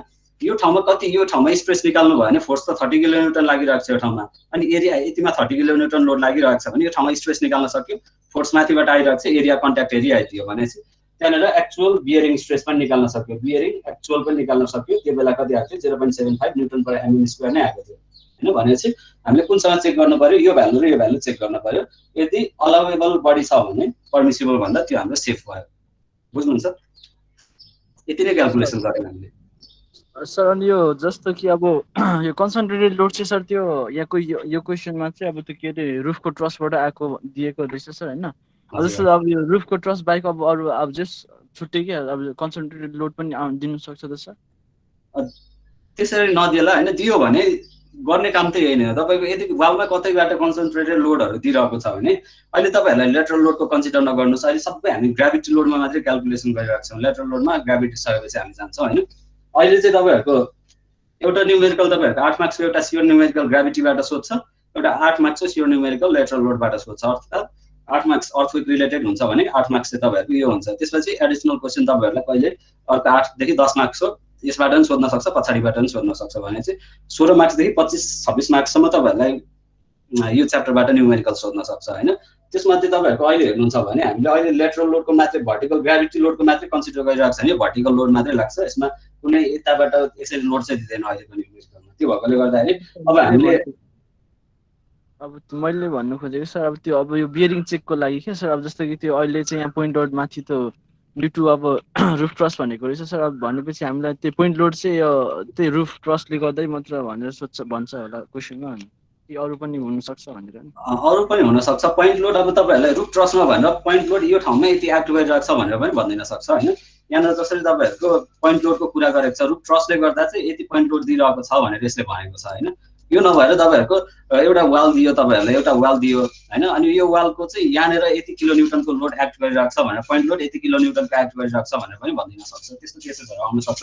तर तपाईँहरूको यो न्युमेरिकल चाहिँ रियल लाइफ इक्जाम्पल भएकोले गर्दा पोइन्ट लोड आउन सक्ने केस भनेको चाहिँ ट्रसले मात्रै हुन्छ होइन। अरू यदि तपाईँहरू मेसनरी स्ट्रक्चरको न्युमेरिकलहरू हेर्दै हुनुहुन्छ भने तपाईँहरूलाई पोइन्ट लोड बाहेक अरूबाट ट्रस बाहेक अरूबाट पोइन्ट लोड आउन सक्ने चान्सेसहरू एकदमै कम छ होइन।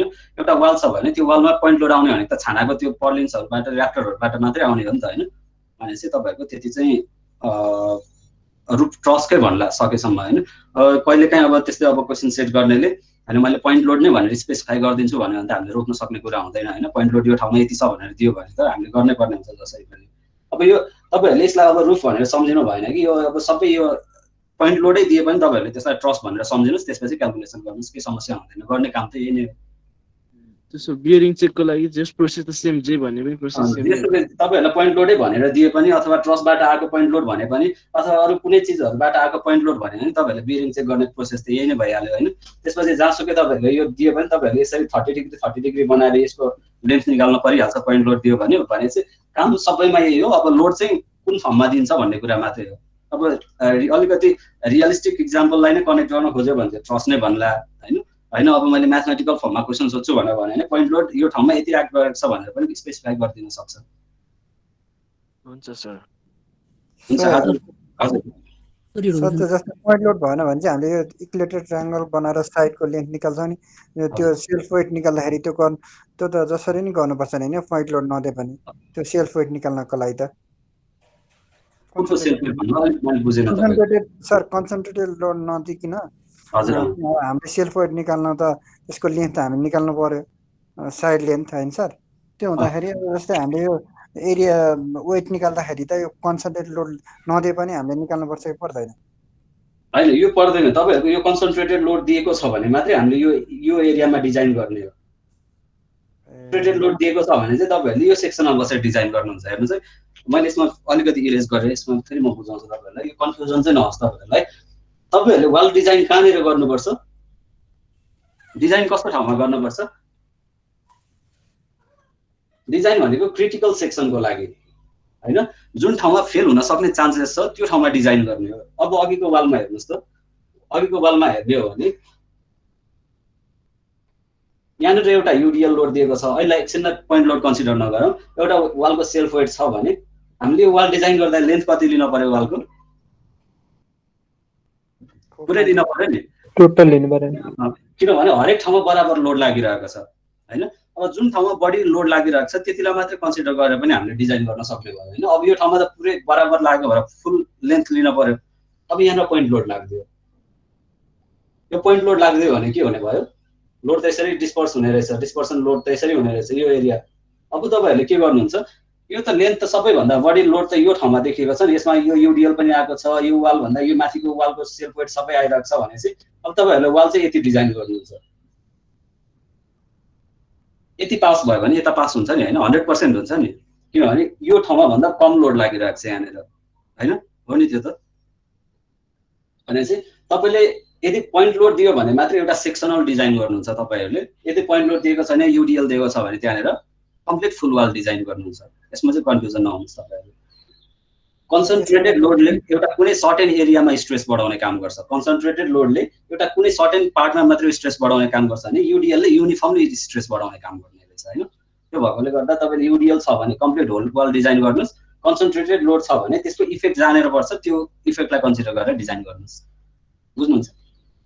सर त्यसमा कन्सन्ट्रेटेड लोड भएन भने त हामीले त रुखको लोड र के निकाल्छौँ त्यसो भए त? त्यही एउटा यसबाट रुखको लोड भनेको 7 इन्टु तपाईँहरूको 4.5 एउटा लोड आयो प्लस यो ब्रिक वालको फुल ब्रिक वालको। अघि हामीले यति मात्रै ब्रिकको लोड क्यालकुलेसन गरिरहेको थियो भने अब तपाईँहरूले के गर्नुहुन्छ, ब्रिकको भनेको 20 इन्टु गामा भी भनेको तपाईँहरूको 20 भनेपछि यसमा 3.6 भयो, 0.2 इन्टु 4.5 फुल वाललाई नै लिन पर्यो नि होइन। यति चाहिँ तपाईँहरूको डेड लोड हुन्थ्यो। यो टोटल डेड लोड तपाईँहरूको यहाँ तलपट्टि ट्रान्सफर हुने थियो, माथिपट्टि जति लोड दिएको छ त्यसलाई हामीले बिचमा ट्रान्सफर गर्ने त होइन। अब यसमा चाहिँ हाम्रो किन बिचको मात्रै डिजाइन गरेको भने फेरि पनि भन्नु भने यता साइडमा लोड कम छ, लोड कम भएको ठाउँमा स्ट्रेस कम आउँछ। स्ट्रेस कम हुने भनेको यो जहाँनिर स्ट्रेस हाई छ त्यो ठाउँमा पास छ भने त्यही सेक्सन त स्ट्रेस कम भएको ठाउँमा सजिलै पास हुन्छ नि होइन। भनेपछि यो डिजाइन गर्न परेन, यो डिजाइन गर्न परेन।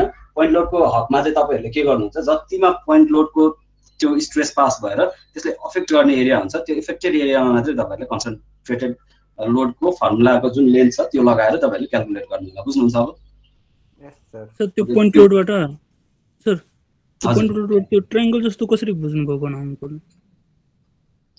तपाईँहरूको यसमा हेर्नुहोस्, हामीले भन्ने चिज होइन, यस्तो चिजहरू भनेको चाहिँ होइन, म कोडमै छ होला ठ्याक्कै मैले कहाँनिर छ भनेर चाहिँ खोज्नु पर्ने भयो होइन। त्यही पनि म हेर्छु यहाँनिर एकचोटि। भर्टिकल लोडको कुरा गर्दाखेरि यसमा हामीसँग कोलम पावर बट्रेसको कुरा यहाँनिर गरेको छ। 30 डिग्री एङ्गल बनाएर पास हुन्छ भनेर भन्छ हामीले होइन, त्यो कोडले नै भनेको छ। Shear wall, slenderness ratio, type of wall,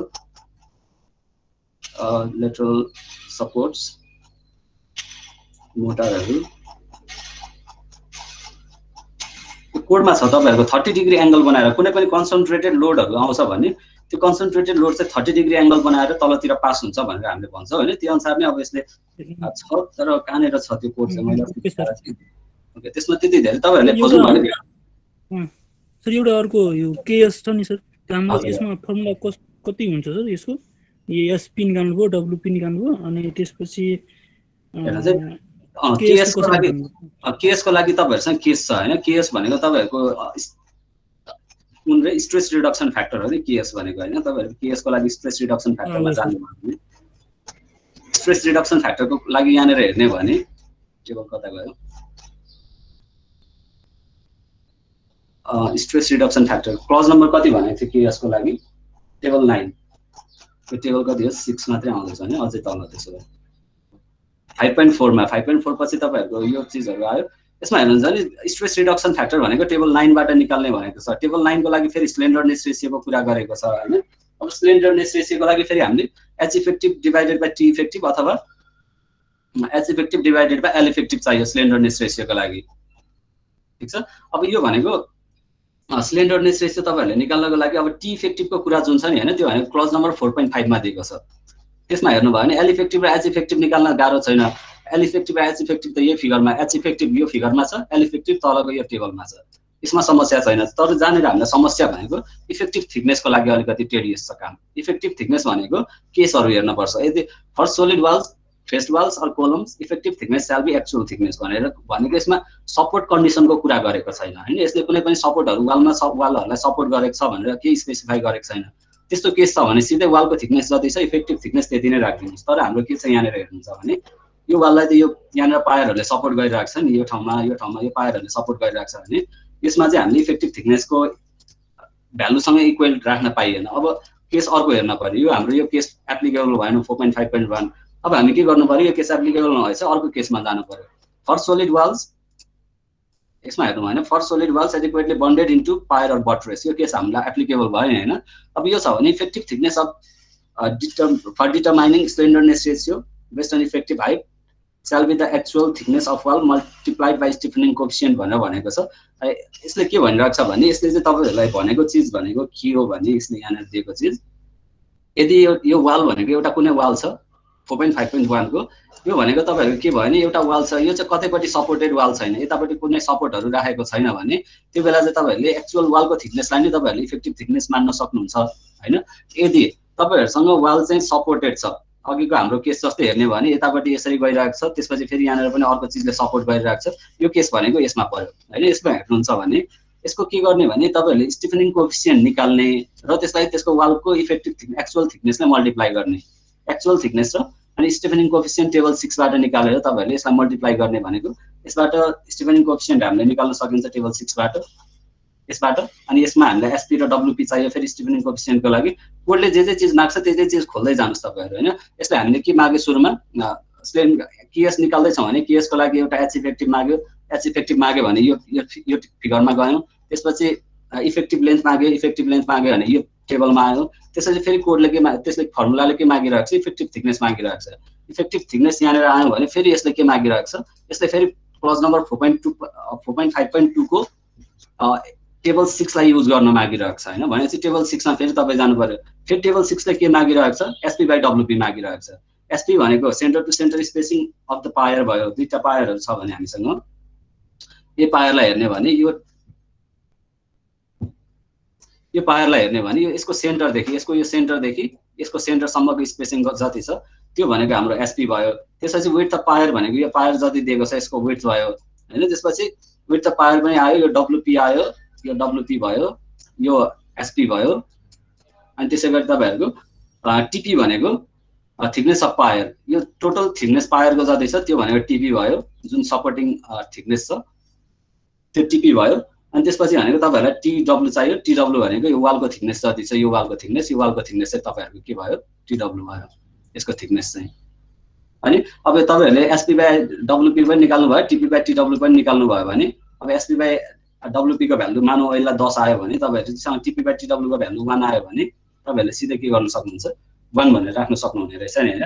अब यो 1 इन्टु एक्चुअल वालको थिकनेसले मल्टिप्लाई गर्न पर्यो तपाईहरु, जति आउँछ यो भनेको स्टिफनिङ कोएफिसिएन्ट हो, यो मल्टिप्लिकेसन फ्याक्टर हो, यो थिकनेस चाहिँ हैन। फेरि यसमा 1 आयो भने 1 चाहिँ इफेक्टिभ थिकनेस भनेर चाहिँ नराख्नुस्, यो भनेको स्टिफनिङ कोएफिसिएन्ट हो। हाम्रो क्लज नम्बर